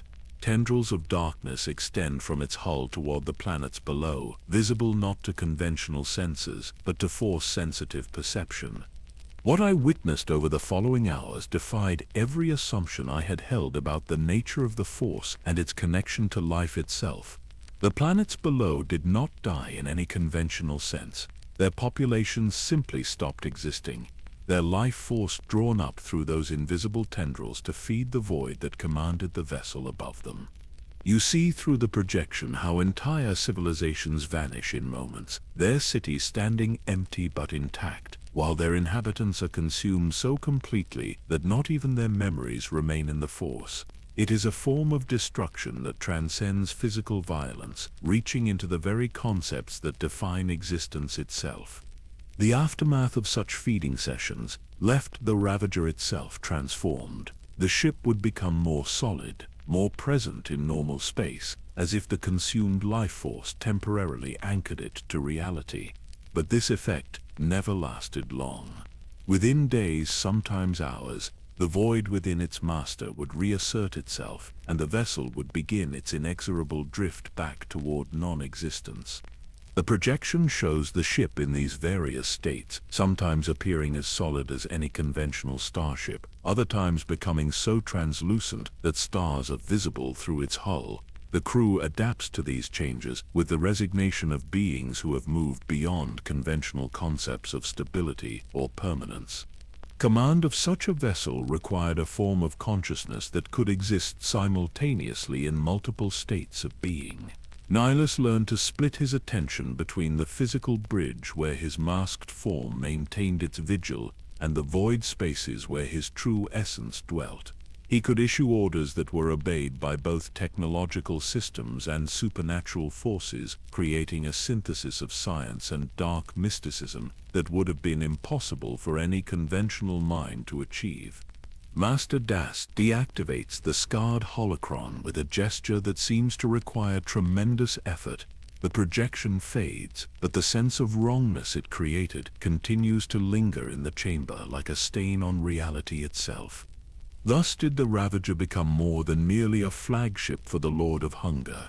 It became a mobile manifestation of entropy itself, a vessel that carried the promise of ultimate silence to every corner of the galaxy. From its bridge, Nihilus could survey his growing empire of emptiness and plan new conquests in the war against existence itself. In the growing darkness of the archive chamber, you can almost feel it. The presence of that impossible ship, drifting somewhere in the void between stars, waiting for its master's command to resume the harvest of worlds. The air in the archive chamber grows thick with an oppressive weight as Master Das reaches for a holocron whose surface bears the unmistakable marks of tragedy. This device, crafted from crystals that once adorned Jedi temples, now pulses with a sickly light that seems to drain vitality from everything it touches. When activated, it projects not mere images but echoes of suffering so profound they seem to have achieved a form of independent existence. The systematic elimination of the Jedi Order. Master Das begins, his voice carrying the exhaustion of one who has witnessed the impossible, was not merely a campaign of conquest, but a form of cosmic surgery, excising hope itself from the living tissue of the galaxy.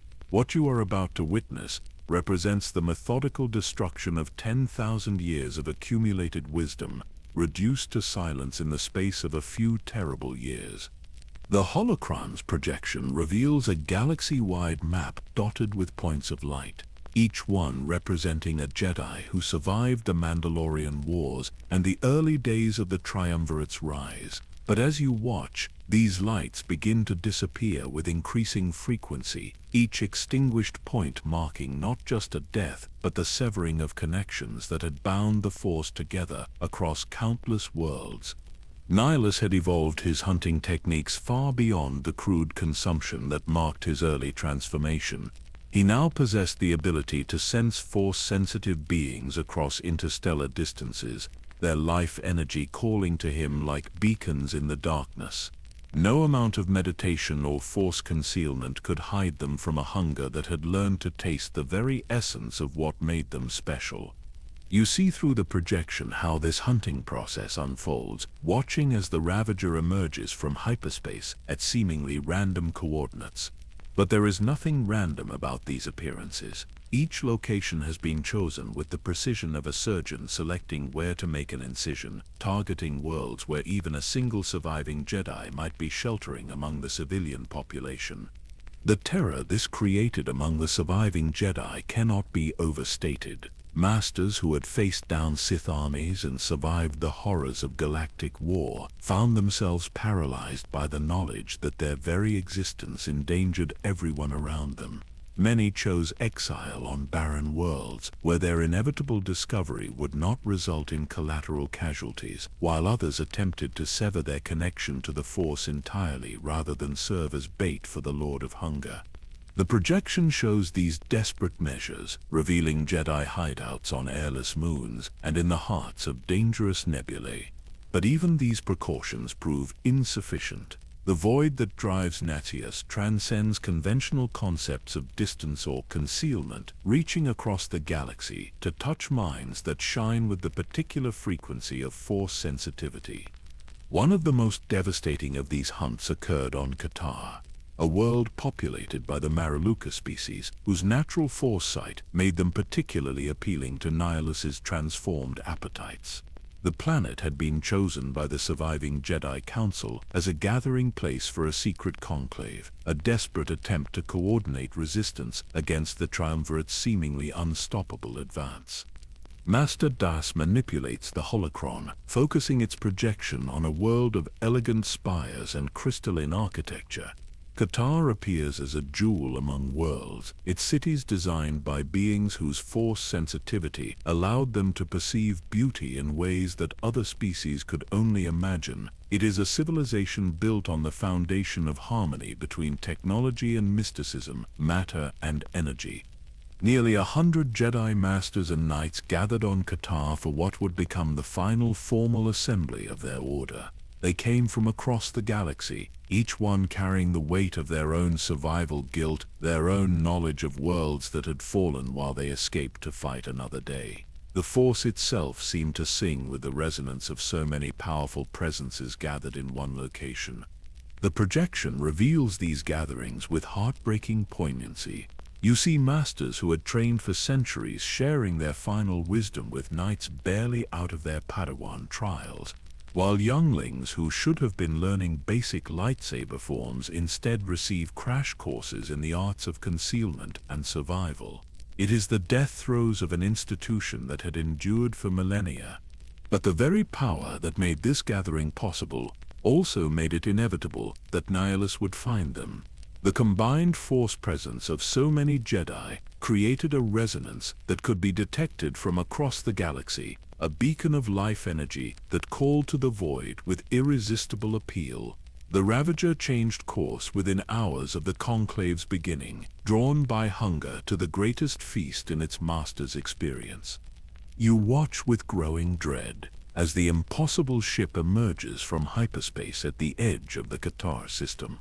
The vessel appears more substantial than usual, as if the proximity of so much force energy has temporarily anchored it more firmly to reality. But this increased presence only makes it more terrifying, a wound in space that promises to consume everything within its reach. The Jedi on Qatar felt the approach of their doom hours before the Ravager entered orbit. The more sensitive among them collapsed as the ship's hunger reached across space to touch their minds, while others found their connection to the Force growing thin and unstable as something vast and empty began to draw upon their life energy from impossible distances. The projection shows the desperate preparations as the Jedi realize what is coming. Evacuation procedures that should take days are compressed into hours, while the most powerful masters attempt to create force barriers that might shield the civilian population from what is about to unfold. But their efforts are doomed from the beginning, for how does one build walls against emptiness itself? When Nihilus began to feed, the process was unlike anything he had attempted before. The sheer concentration of force energy available on Qatar allowed him to reach depths of consumption that transcended his previous achievements. He did not merely drain the life force from his victims, but consumed their very existence, editing them out of reality so completely that the universe itself forgot they had ever been. You witness this feeding through the projection's terrible clarity, watching as the Mirrorluca population simply ceases to exist. Their bodies do not fall, their spirits do not depart for whatever afterlife awaits the dead. They are simply no longer, their absence so complete that even the matter they had occupied seems somehow less real than before. The Jedi fared no better than the civilians they had hoped to protect. Masters whose names had been spoken with reverence across the galaxy found themselves reduced to mere nourishment for a hunger that recognized no distinction between sage and student, between protector and protected. Their lightsabers fell to the ground as empty relics, while their accumulated wisdom vanished into the void that had once been a man. Master Das pauses in his narration, his weathered features reflecting a pain that transcends mere memory. Of all those who gathered on Qatar that day, only one survived the feeding, a young Mirrorluca woman named Visas Ma, who possessed a rare form of foresight that allowed her to perceive the true nature of what Nihilus had become. The projection focuses on this lone survivor, showing a figure whose foresight has been forever altered by exposure to ultimate emptiness. Where once she saw the vibrant connections that bound all life together, now she perceives the vast silence that waits to consume those connections. She has become a living bridge between existence and void, capable of serving either but fully belonging to neither. Nihilus spared her not out of mercy, but out of recognition. In her transformed perception, he saw a reflection of his own wounded state, a kindred spirit who could serve as both student and tool in his campaign against the Force itself. She became his shadow, his apprentice in the arts of consumption, though the relationship between master and student had been redefined by the absolute nature of his power. You see the complex bond that forms between predator and survivor, watching as Visas learns to navigate existence in the shadow of ultimate hunger. She serves not out of loyalty or fear, but out of a deeper understanding of what her master represents. The inevitable conclusion toward which all existence tends when the barriers between order and entropy finally collapse. Under her master's tutelage, Visas became an instrument for locating the few remaining Jedi who had escaped the Purge. Her transformed foresight could penetrate their concealment techniques, while her connection to Nihilus allowed her to serve as a focusing lens for his hunger when direct consumption proved difficult or impractical. The projection shows these subsequent hunts, revealing how the apprentice serves to amplify her master's already devastating capabilities. Jedi who might have remained hidden for years are discovered within weeks, their Force signatures visible to Visas's altered perception like flames in absolute darkness. The psychological impact of these continued losses began to break the spirits of the surviving Jedi long before their physical destruction. Each new disappearance confirmed their growing certainty that resistance was futile, that the very qualities that made them Jedi also made them inevitable victims of the Lord of Hunger's impossible appetite. You watch as the remaining lights on the galactic map flicker and die with increasing rapidity. Worlds that had known the protection of Jedi Guardians for generations find themselves abandoned as their protectors either flee or simply vanish without explanation. The network of trust and cooperation that had bound the Republic together begins to unravel as hope itself becomes a luxury the galaxy can no longer afford. But perhaps the most insidious aspect of the Purge was how it changed the very nature of the Force itself. Each consumed Jedi represented not just the loss of an individual, but the severing of connections that had helped maintain the balance between light and dark. As these connections disappeared, the Force began to grow unstable, prone to manifestations of power that followed no predictable pattern. Master Das manipulates the holocron one final time, showing regions of space where the Force has become thin or twisted beyond recognition. Worlds where Force-sensitive children are born with abilities that defy traditional understanding. Star systems where the very concepts of light and dark side have lost their meaning in the face of something that exists beyond both. The galaxy that emerged from this systematic purge was fundamentally different from the one that had celebrated victory in the Mandalorian Wars. It was a universe where hope had become dangerous, where connection to the Force was more likely to bring death than enlightenment, where the very concept of protection had been revealed as an illusion in the face of absolute consumption. The holocron's light begins to fade, its projection fragmenting into images too terrible for sustained viewing. You see glimpses of empty worlds, silent temples, and lightsabers lying abandoned in chambers where their wielders had simply ceased to exist.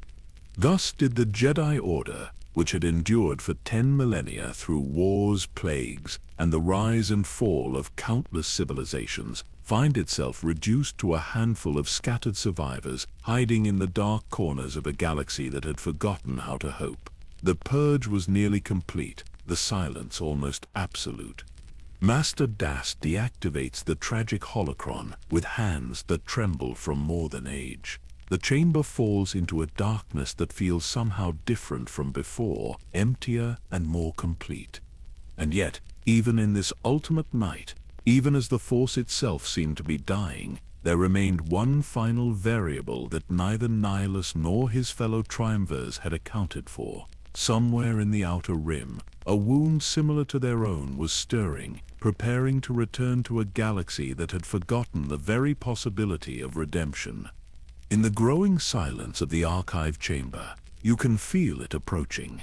the sound of footsteps that belong to someone who should no longer exist, walking a path that leads toward a confrontation that will determine whether the galaxy dies in silence or finds its voice once more.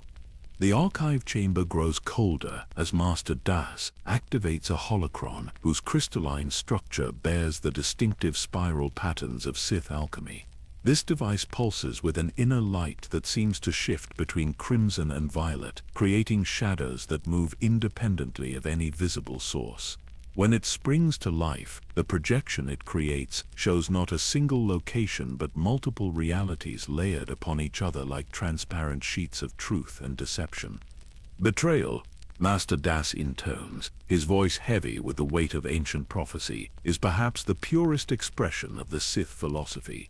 To betray another is to assert the primacy of the self over all other considerations, to declare that one's own will supersedes every bond of loyalty or affection. But when the betrayer and the betrayed exist beyond conventional concepts of life and death, the consequences transcend mere politics or personal advancement. The swirling projection reveals the hidden stronghold where the Triumvirate has established their base of operations. A space station constructed in the void between stars, using materials that exist partially outside normal space-time. The architecture defies conventional understanding, with corridors that lead in directions that have no names and chambers whose geometry shifts according to the emotional states of their occupants. In the months following the destruction of Qatar and the near completion of the Jedi Purge, tensions within the Triumvirate began to manifest in ways that threatened the very foundations of their alliance. What had once been a perfect synthesis of different approaches to ultimate power now showed signs of fundamental philosophical incompatibility. You watch through the projection as the three lords gather in a chamber whose walls bear ancient Sith inscriptions that seem to rewrite themselves as you observe them. Darth Traya stands at the center, her form somehow more solid and present than her companions, while Nihilus and Saiyan maintain positions that suggest both deference and barely contained hostility. Traya had always been the philosopher among them, the one who sought to understand the deeper implications of their transformation. While Nihilus focused on consumption and Saiyan on the perfection of suffering, she had developed theories about the Force itself that transcended traditional concepts of light and dark. She had begun to see their work not as the triumph of the Sith, but as something far more profound and terrible.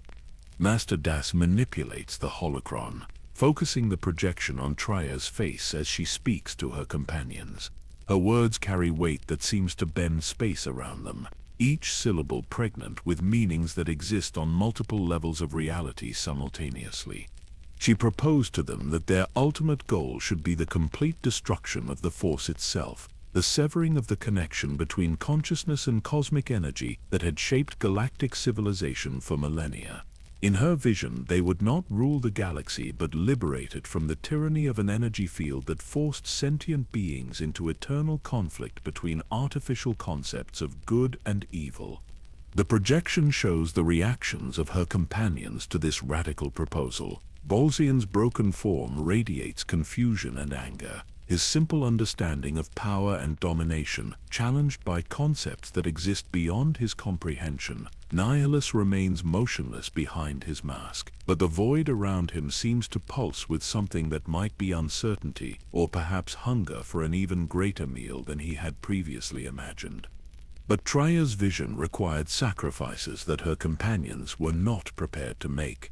To destroy the Force completely would mean the destruction of their own enhanced existence, a return to the mortality and limitation they had transcended through their transformation at Malachor V. It would mean embracing true death, rather than the pseudo-existence they had achieved through their connection to the void. You see the philosophical discussions that follow, debates that stretch across days and weeks as the three beings attempt to reconcile their different understandings of what their transformation means and what it should ultimately achieve. These are not mere arguments, but cosmic negotiations whose outcomes will determine the fate of existence itself. Saiyan was the first to openly reject Traya's proposal. His connection to pain, his ability to transcend death, through pure will and hatred, represented everything he had gained from his transformation. The prospect of giving up this power, of returning to the vulnerability of ordinary flesh, filled him with a rage that made his usual suffering seem peaceful by comparison. The projection focuses on Sion as this rejection takes shape, showing how his broken body responds to the emotional turmoil with new forms of self-destruction. Bones that had begun to heal crack again under the pressure of his fury, while wounds that had started to close tear themselves open, as if his flesh itself rebels against the prospect of healing. Nihilus's response was more complex, filtered through the alien consciousness he had become. The void within him recognized the appeal of Tria's ultimate vision, the promise of perfect silence that would come with the destruction of all force-based existence. But the hunger that defined his being demanded constant feeding, and the elimination of the force would also mean the elimination of the energy source that sustained him. Master Das pauses in his narration, his weathered features reflecting the cosmic scale of the conflict he is describing. What followed was not a debate in any conventional sense, but a collision between incompatible forms of existence, each one representing a different interpretation of what it means to transcend normal life and death. The holocron's projection becomes unstable as it attempts to record events that challenge the basic assumptions of reality. You see fragments of the confrontation that follows, moments where the space station itself seems to exist in multiple dimensions simultaneously as the three lords allow their true natures to manifest without restraint. Tria's manipulation had been building toward this moment for months. She had planted seeds of doubt and suspicion in the minds of her companions, encouraging them to see her vision not as wisdom but as weakness, not as transcendence but as surrender. When they finally moved against her, they did so believing that they were preserving their hard-won power against a teacher who had lost her way. You watch as the betrayal unfolds, seeing how Sion and Nihilus coordinate their attack with the precision of predators who have hunted together for years. But this is not a physical assault so much as an ontological one, an attempt to sever Tria's connection to the enhanced existence that had made her their equal.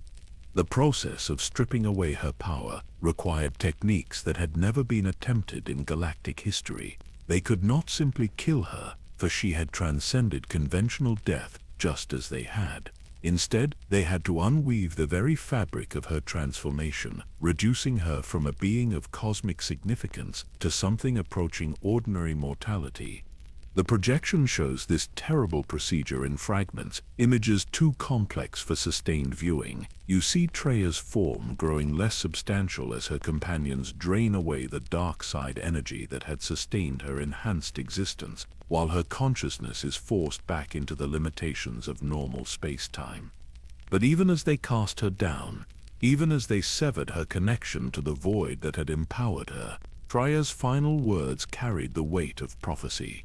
She spoke of a student who would return, a wound in the force similar to their own, but oriented toward healing rather than consumption. She promised them that their victory would be temporary, that the very act of betraying her had set in motion events that would lead to their eventual downfall. Master Das deactivates the spiral holocron with a gesture that seems to require tremendous effort. The chamber falls into darkness, but the sense of impending doom continues to linger like a curse that has found its target. Thus did the triumvirate become a duumvirate, reduced from 3 to 2 by the inexorable logic of Sith philosophy. But in their moment of apparent triumph, Nihilus and Sion had unknowingly planted the seeds of their own destruction. For Tria's exile would lead her to encounters that would reshape the balance of power in ways they could never have anticipated. The archive chamber fills with an unexpected warmth as Master Das reaches for a holocron unlike any of the others you have witnessed. This device bears no scars of corruption or marks of dark side influence. Instead, its crystalline surface pulses with a gentle light that seems to push back against the shadows that have accumulated in the chamber throughout your journey into darkness. When activated, it projects images that carry with them a sense of hope so fragile it seems it might shatter at the slightest touch. Sometimes, Master Das whispers, his voice carrying undertones of wonder that have been absent from his narration until now. The galaxy produces individuals who serve as living contradictions to everything we think we understand about the nature of existence. The being you are about to encounter represents such a contradiction, a wound in the force that chose healing over consumption, connection over isolation. The holocron's projection reveals a figure standing alone on the observation deck of a small transport vessel, gazing out at stars that seem somehow brighter, more alive than the ones you have grown accustomed to seeing in these tales of darkness. This person moves with the careful precision of someone who has learned to exist in a universe that no longer quite knows how to accommodate their presence. The Jedi exile, as history would remember them, had been absent from known space during the rise of the Triumvirate, wandering the Outer Rim territories in a self-imposed exile that served multiple purposes. Like Nihilus, the exile had been present at Malachor V, had felt the psychic shock of mass death echo through the Force, had been transformed by exposure to that terrible wound in reality. You watch through the projection as this mysterious figure moves through settlements on frontier worlds, offering aid to colonists struggling against the harsh realities of life on the galactic periphery. But there is something different about the way they interact with the Force, something that sets them apart from both conventional Jedi and the dark abominations that now hunt the survivors of their former order. Where Nihilus had responded to the wound by becoming a consumer of life energy, the exile had chosen a different path. They had learned to exist without drawing upon the Force in conventional ways, developing abilities that operated according to principles that transcended traditional understanding of light and dark side techniques. Master Das manipulates the holocron, showing how the exile's presence affects those around them. Unlike Nihilus, whose proximity drains life from everything nearby, the exile seems to amplify the potential of others, creating connections and bonds that strengthen rather than consume those who experience them. The key to understanding the exile's unique nature lies in recognizing that they had made a choice that Nihilus could never comprehend. Faced with the same terrible hunger that had driven the Lord of Hunger to consume entire worlds, the exile had chosen to starve rather than feed, to accept the pain of emptiness rather than fill that emptiness with the life force of others. The projection shows moments of profound struggle, glimpses of the exile meditating in isolation while wrestling with appetites that could easily drive them to become another Nisi. But where the former general had surrendered to the hunger, this individual had found strength in resistance, had discovered that the void within them could become a source of power rather than merely a demand for consumption. News of the Great Purge had reached even the Outer Rim territories, carried by refugees and survivors who spoke in whispers of worlds that had fallen silent, of Jedi who had simply vanished without explanation. The exile had felt each of these losses through the Force, experienced them as personal wounds that accumulated over the years of their self-imposed isolation. You see the moment when the exile makes the decision to return to known space, watching as they stand before star charts that show a galaxy divided between the territories claimed by the surviving Triumvirate members. It is a map of a universe that has largely forgotten what hope looks like, where the very concept of redemption has become a luxury that few can afford. The journey back toward the core worlds took months, during which the exile encountered other survivors of the Purge, other individuals whose connection to the Force had been damaged or altered by the traumatic events of the past years. Unlike Nihilus, who saw such beings merely as potential meals, the exile recognized in them the possibility of healing, the chance to rebuild what had been destroyed. The projection shows these encounters with heartbreaking beauty, revealing how the exile's presence begins to create new forms of connection between beings who had thought themselves forever isolated by their traumatic experiences. Former Jedi who had severed their connection to the Force find that connection slowly healing, while Force-sensitive civilians who had learned to hide their abilities discover that they can safely emerge from concealment. But the exile's return to civilized space did not go unnoticed by those who had claimed dominion over the galaxy's spiritual landscape. Visas Mar, Nihilus's apprentice and shadow, felt the disturbance in the Force caused by this new presence, recognizing in it something that posed a fundamental challenge to her master's understanding of what it meant to exist as a wound in reality. You watch as Visas tracks the exile's movements through her transformed Force sight, seeing how this mysterious figure appears to her altered perception not as a source of nourishment, but as something that exists in opposition to consumption itself. It is a presence that promises not feeding but healing, not silence but the restoration of broken songs. The philosophical implications of the exile's existence posed questions that neither Nihilus nor Sion were equipped to answer. If the wound created at Malachor V could manifest as both consumer and healer, both destroyer and creator, then perhaps their understanding of what they had become was fundamentally incomplete. Master Das pauses in his narration, his aged features reflecting a complexity of emotion that speaks to the profound nature of what he is describing. The exile represented more than just another Force user who had survived the purge. They represented the possibility that the damage done at Malachor V might not be permanent, that wounds could heal even when they seemed to have grown too deep for any form of treatment. The holocron's projection shifts to show the reactions of the triumvirate's surviving members to news of this development. Sion responds with his characteristic rage, seeing the exile as a threat to be eliminated through direct application of violence. But Nihilus's reaction is more complex, filtered through a consciousness that has moved beyond simple concepts of threat and response. For the first time since his transformation, Nihilus encountered something that he could not simply consume, something that challenged the very foundations of his existence.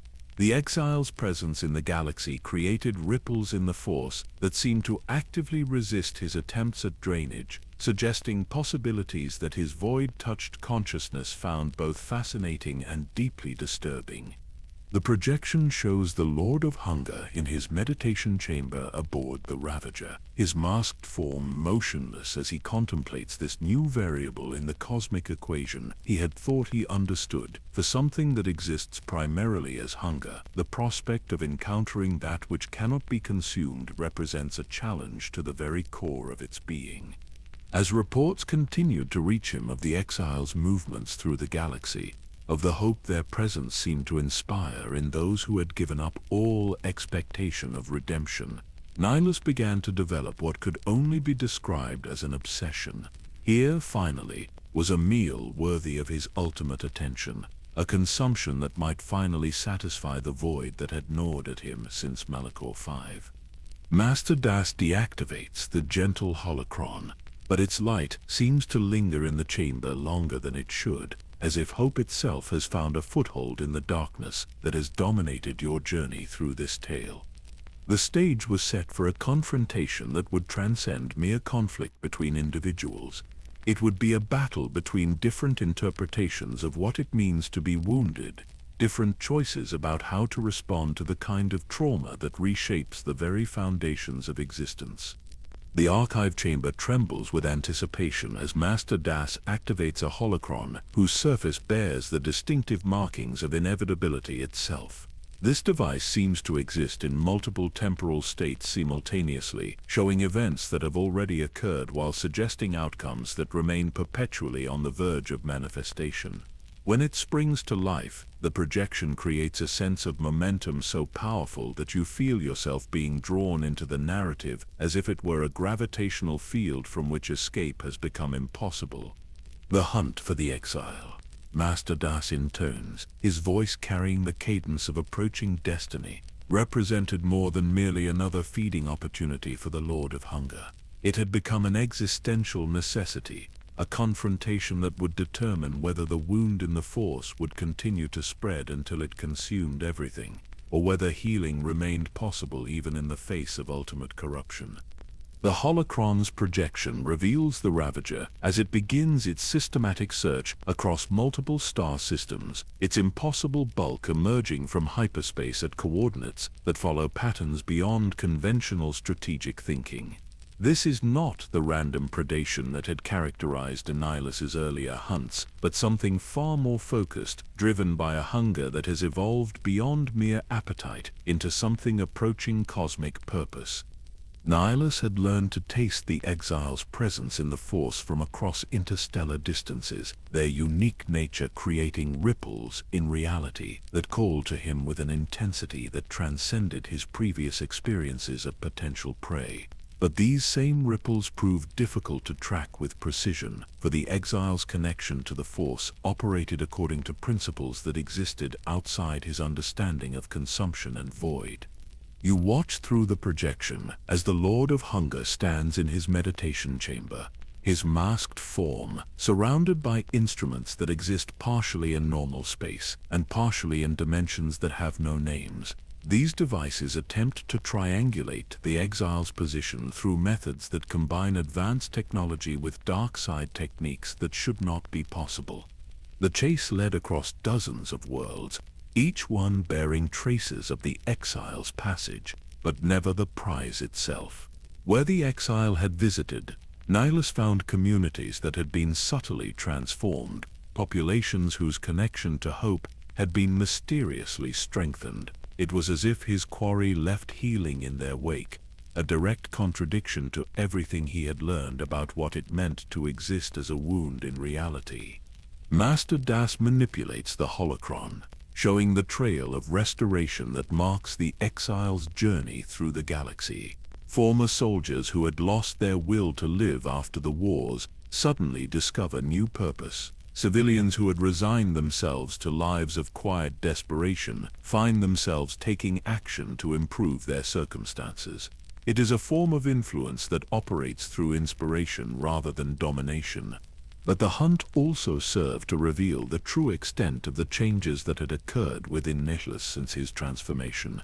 The being who had once wept at the suffering of others now felt only frustration at his inability to locate and consume this particular source of nourishment. His capacity for any emotion other than hunger had been so thoroughly eroded that even curiosity about the exile's unique nature was filtered through his overwhelming need to feed. The projection shows conversations between Nihilus and his apprentice Visas Mar, though conversation is perhaps too conventional a term for exchanges between beings who exist partially outside normal reality. Their communication operates through shared understanding of void and emptiness, concepts that translate poorly into conventional language, but carry profound meaning for those who have learned to exist in the spaces between existence. Visas served as both tracker and interpreter during this extended hunt, her transformed foresight allowing her to perceive traces of the exile's passage that remained invisible to conventional detection methods. But her reports carried undertones of uncertainty that had not been present in her previous service to her master, suggestions that what they hunted might be fundamentally different from anything they had encountered before. You see through the projection how this uncertainty begins to affect the master-apprentice relationship, creating the first cracks in a bond that had been forged through shared understanding of what it meant to exist in opposition to life itself. Visas's exposure to traces of the exile's influence introduces possibilities that challenge her understanding of what her transformation at Qatar had actually meant. The breakthrough came when the exile's activities drew them into conflict with other remnants of the Sith infrastructure that had survived the fall of the previous empire. These engagements created disturbances in the Force that were impossible to conceal from Nihilus's enhanced perception, providing him with the precise coordinates he needed to begin the final phase of his hunt. The holocron's projection shifts to show the exile on Telos, a world struggling to recover from environmental devastation through massive terraforming projects. The irony is profound, watching someone who represents healing visiting a planet that serves as a monument to the galaxy's capacity for destruction and renewal. Telos had been chosen, not by accident, but by design. Its restoration projects serving as a symbol of the exile's belief that even the most damaged things could be healed, given sufficient time and dedication. But this choice also made them vulnerable, for their presence on such a world created the kind of concentrated force disturbance that Nihilus could track with absolute precision. You watch as the Ravager begins its approach to the Telos system, the impossible ship moving through hyperspace with a purposefulness that suggests destiny finally approaching its predetermined conclusion. The vessel's arrival is felt by force-sensitive beings throughout the system, a presence that makes reality itself seem less stable. The exile was not caught unaware by this approach. Their unique connection to the Force had allowed them to sense Nihilus's hunger from the moment the hunt began, experiencing it not as a threat to be feared, but as a wound that might yet be healed if approached with sufficient understanding and courage. Master Das pauses in his narration, his weathered features reflecting the cosmic scale of what is about to unfold. What you must understand about this approaching confrontation is that it represents more than merely another battle between Jedi and Sith. It is a meeting between two different interpretations of what it means to be broken, two different choices about how to respond to trauma that transcends normal understanding. The projection shows the exiles' preparations for the inevitable encounter, revealing meditation sessions where they attempt to center themselves in principles that exist beyond traditional concepts of light and dark side technique. This is not the preparation of a warrior readying for battle, but of a healer preparing to encounter the ultimate patient.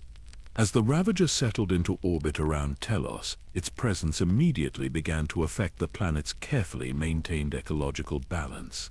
The ship's void nature created disturbances in the planetary force field that threatened to undo years of painstaking restoration work, a preview of what would happen to the entire galaxy if Nihilus's hunger continued to grow unchecked. The holocron's projection becomes increasingly intense as it approaches the moment of contact, showing how the two wounds in the force begin to interact across the distances that separate them. The exile's presence creates ripples that seem to partially stabilize reality around them, while Nihilus's influence threatens to unravel the very foundations of existence. The final hunt had reached its conclusion, bringing together two beings who represented opposite responses to the same fundamental trauma. What would emerge from their meeting would determine not just their individual fates, but the future of the Force itself, the question of whether wounds must inevitably consume, or whether they might somehow learn to heal. Master Das deactivates the momentum-heavy holocron, leaving the chamber in a silence that feels pregnant with possibility, as if the very air is holding its breath in anticipation of what comes next. The archive chamber fills with an energy so intense it seems to bend reality itself as Master Das reaches for the final holocron in the sequence, a device whose crystalline structure appears to exist in a state of constant flux between order and chaos. When activated, it projects images that hurt to look at directly, showing a confrontation that transcends conventional understanding of conflict and resolution. The very air in the chamber seems to vibrate with the echoes of a battle fought on levels of existence that have no names. What you are about to witness, Master Das whispers, his voice carrying the weight of ultimate revelation, is not merely the meeting of two beings, but the collision of two different interpretations of what it means to exist beyond the normal boundaries of life and death.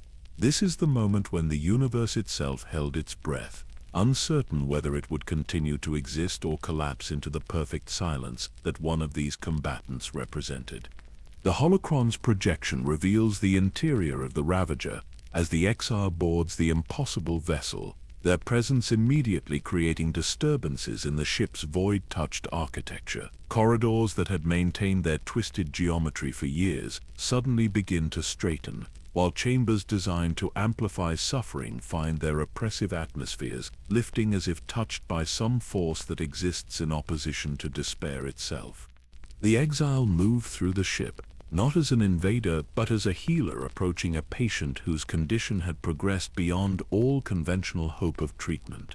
Each step they took seemed to push back against the void energy that held the vessel together, creating pockets of normal space-time within a structure that had long since abandoned any pretense of existing according to natural law. You watch through the projection as crew members throughout the ship react to this presence with confusion and terror. Beings who had learned to exist in the spaces between existence suddenly find themselves remembering what it felt like to be fully alive, their void-touched consciousness struggling to process sensations they had thought lost forever. Vizai's Ma accompanied the exile through these corridors, her role in the approaching confrontation representing the ultimate test of the bond between master and apprentice. She had served Nihilus faithfully since the destruction of Qatar, but her exposure to the exile's influence had awakened possibilities within her that challenged everything she had learned about what her transformation had meant. The projection shows this internal struggle playing out across Visa's features, her foresight caught between two different ways of perceiving reality. Through her connection to Nihilus, she sees the exile as a source of nourishment to be consumed. But through her own slowly healing spirit, she begins to recognize them as something that might offer redemption even to those who had moved beyond the normal reach of salvation. The bridge of the Ravager had become a nexus where multiple realities intersected, a space where the normal rules of cause and effect held only tenuous sway. As the exile entered this chamber, the very architecture seemed to rebel against their presence, walls bending inward as if reality itself was being drawn towards some central point of infinite hunger. You see Nihilus as he appears in this final moment, his masked form more shadow than substance, existing primarily as an absence that has learned to impose its will upon the universe through sheer force of hunger. The void that constitutes his consciousness recognizes in the exile something that represents both the ultimate meal and the ultimate threat to his continued existence. The battle that followed transcended conventional understanding of lightsaber combat or force techniques. This was a conflict fought on the level of fundamental concepts, each combatant representing a different answer to the question of what should be done with wounds that cannot heal through normal means. Master Das manipulates the holocron, showing fragments of this impossible confrontation. You see moments where reality itself seems to fracture, where the distinction between existence and void becomes meaningless, where two different forms of transcendence meet in a collision that threatens to tear holes in the fabric of space-time itself. Nihilus unleashed the full power of his consumption, attempting to drain the exile's life force with an intensity that had never failed to overwhelm his previous victims. But for the first time since his transformation, his hunger encountered something that could not be consumed, a presence that seemed to exist in opposition to the very concept of drainage. The projection shows this moment of ultimate revelation, watching as the Lord of Hunger's most fundamental ability simply fails to function. The techniques that had allowed him to consume entire worlds prove useless against someone who has learned to exist without drawing upon conventional sources of force energy. The exile's resistance was not based on superior power, but on a fundamentally different understanding of what it meant to be wounded. Where Nihilus had responded to trauma by becoming a consumer of life energy, the exile had learned to exist without consuming, to find strength in emptiness rather than trying to fill that emptiness with the essence of others. You watch as this philosophical difference plays out in physical terms, seeing how the exile's presence begins to create stability in the chaotic void that constitutes Nihilus's being. For something that exists primarily as hunger, the encounter with that which cannot be consumed represents a form of starvation more complete than any it had previously experienced. This has faced her moment of ultimate choice as the battle reached its crescendo. Her master, the being who had given meaning to her existence after the destruction of her world, was for the first time showing signs of genuine vulnerability. But the exile represented possibilities that challenged everything she had accepted about the permanent nature of her transformation. The projection shows her decision in heartbreaking detail, watching as she chooses to sever the bond that had connected her to Nihilus since Qatar. This act of betrayal is also an act of healing, allowing her to reclaim aspects of her original self that she had thought lost forever in the feeding that had consumed her world. With his apprentice's support withdrawn, and his fundamental ability to consume proving useless against this particular opponent, Nihilus found himself experiencing something that his void-touched consciousness could barely comprehend. For the first time since Malachor V, he was truly hungry in a way that could not be satisfied, facing starvation in the presence of infinite nourishment that remained perpetually beyond his reach. Master Das pauses in his narration, his aged features reflecting the cosmic significance of what he is describing. What happened next challenged every assumption about the permanent nature of the kind of transformation that Nihilus represented. The mask and robes that had maintained his coherence for so long began to fail, revealing the true extent of what he had become. The holocron's projection shows this ultimate revelation with terrible clarity. Beneath the iconic mask lies not a face but an absence so complete that reality itself struggles to acknowledge its existence. The void that had consumed his humanity is revealed in all its terrible purity, a wound in the force so deep that it seems to extend into dimensions that should not exist. In his final moments, as his physical form began to dissolve back into the void from which it had emerged, Nihilus experienced something that might have been recognition. Perhaps he remembered, for just an instant, what it had felt like to be human. Perhaps he understood that the choice between consumption and healing had always been available to him, that the path taken by the exile represented what he might have become if he had chosen differently. The projection shows the dissolution with devastating beauty, watching as the Lord of Hunger finally achieves the perfect silence he had always sought. But this silence is not the cosmic emptiness he had envisioned, but simply the quiet that comes when suffering finally ends. Thus did the wound that had threatened to consume the galaxy finally heal itself, not through violence or domination, but through the simple recognition that even the deepest trauma does not have to define the entirety of existence. The archive chamber fills with a gentle luminescence as Master Das deactivates the final holocron, its chaotic energy settling into something approaching peace. The shadows that have dominated your journey through this tale begin to recede, replaced by a soft light that seems to emanate not from any external source but from the very air itself. It is as if the universe has finally exhaled after holding its breath through the long nightmare of the triumvirate's reign. And so Master Das begins, his voice carrying a serenity that has been absent throughout the dark chapters of this tale. The hunger that had threatened to consume all existence finally found the only nourishment that could truly satisfy it. Not the life force of others, not the energy of consumed worlds, but the simple recognition that even the deepest wounds can choose healing over endless consumption. The chamber around you seems to expand, its walls growing transparent until you feel as though you are floating in space itself, surrounded by stars that shine with renewed brilliance.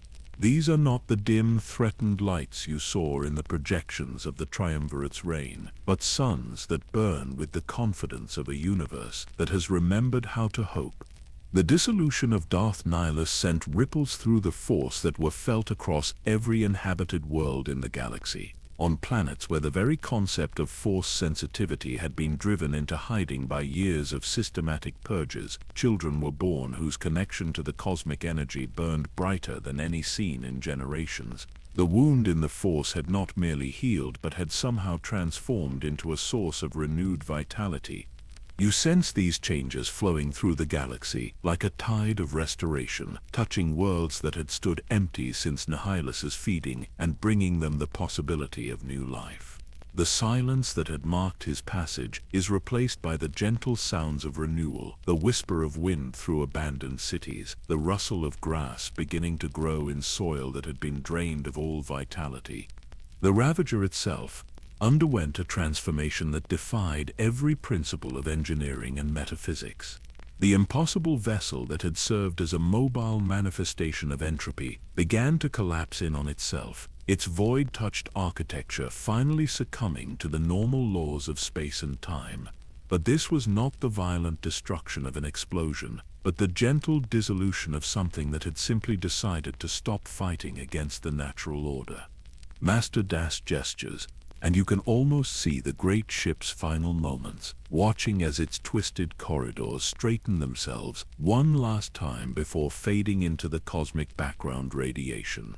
The crew members who had served aboard this impossible vessel find themselves translated to nearby worlds, their void-touched existence gradually stabilizing into something approaching normal life, as the influence that had sustained their transformation dissipates. Visors Ma, freed from the bond that had connected her to ultimate hunger, discovered that her foresight could perceive not just the connections between all living things, but the potential for healing that existed even in the deepest wounds. She became a bridge between the old galaxy and the new, helping others who had been damaged by their exposure to the Triumvirate's influence find their way back to something resembling peace. The image of Visas appears in your mind. No longer the shadow of destruction she had been, but a figure of quiet strength whose transformed perception allowed her to see possibilities for redemption where others saw only irreparable damage. Her journey from destroyer to healer represents the same choice that had defined the difference between Nihilus and the exile, the decision to create rather than consume.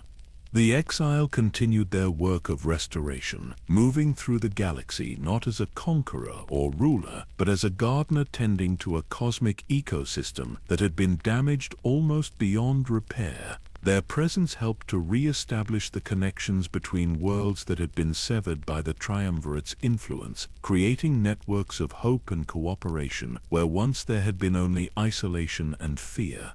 You feel the galaxy slowly awakening from its long nightmare, sensing how communities that had learned to hide their Force-sensitive members begin to allow them to emerge from concealment. Temples that had been abandoned during the Purge are cleaned and rededicated, while new schools of Force study emerge that incorporate lessons learned from the dark years into wisdom that will help prevent such catastrophes from recurring. The legacy of the Jedi Order, though nearly extinguished by the systematic elimination of its members, proved to be more resilient than its enemies had anticipated. The ideals of protection, service, and connection to the light side of the Force found new expression in individuals who had never received formal training, but who carried within them the innate understanding that the Force exists to serve life rather than to consume it. Master Das turns to face you directly, his weathered features reflecting a peace that speaks of burdens finally lifted. But perhaps the most profound change was in the nature of the Force itself. The wound that had been torn at Malachor V had seemed to threaten the very foundations of cosmic order, but its eventual healing created new possibilities for connection and growth that transcended anything that had existed before. The chamber around you pulses gently with energy that feels clean and welcoming, free from the taint of corruption that had marked so much of the tale you have witnessed. You realize that you are experiencing not just the end of Nihilus's story, but the beginning of something new, a future where the lessons learned from ultimate darkness can serve as a foundation for unprecedented light.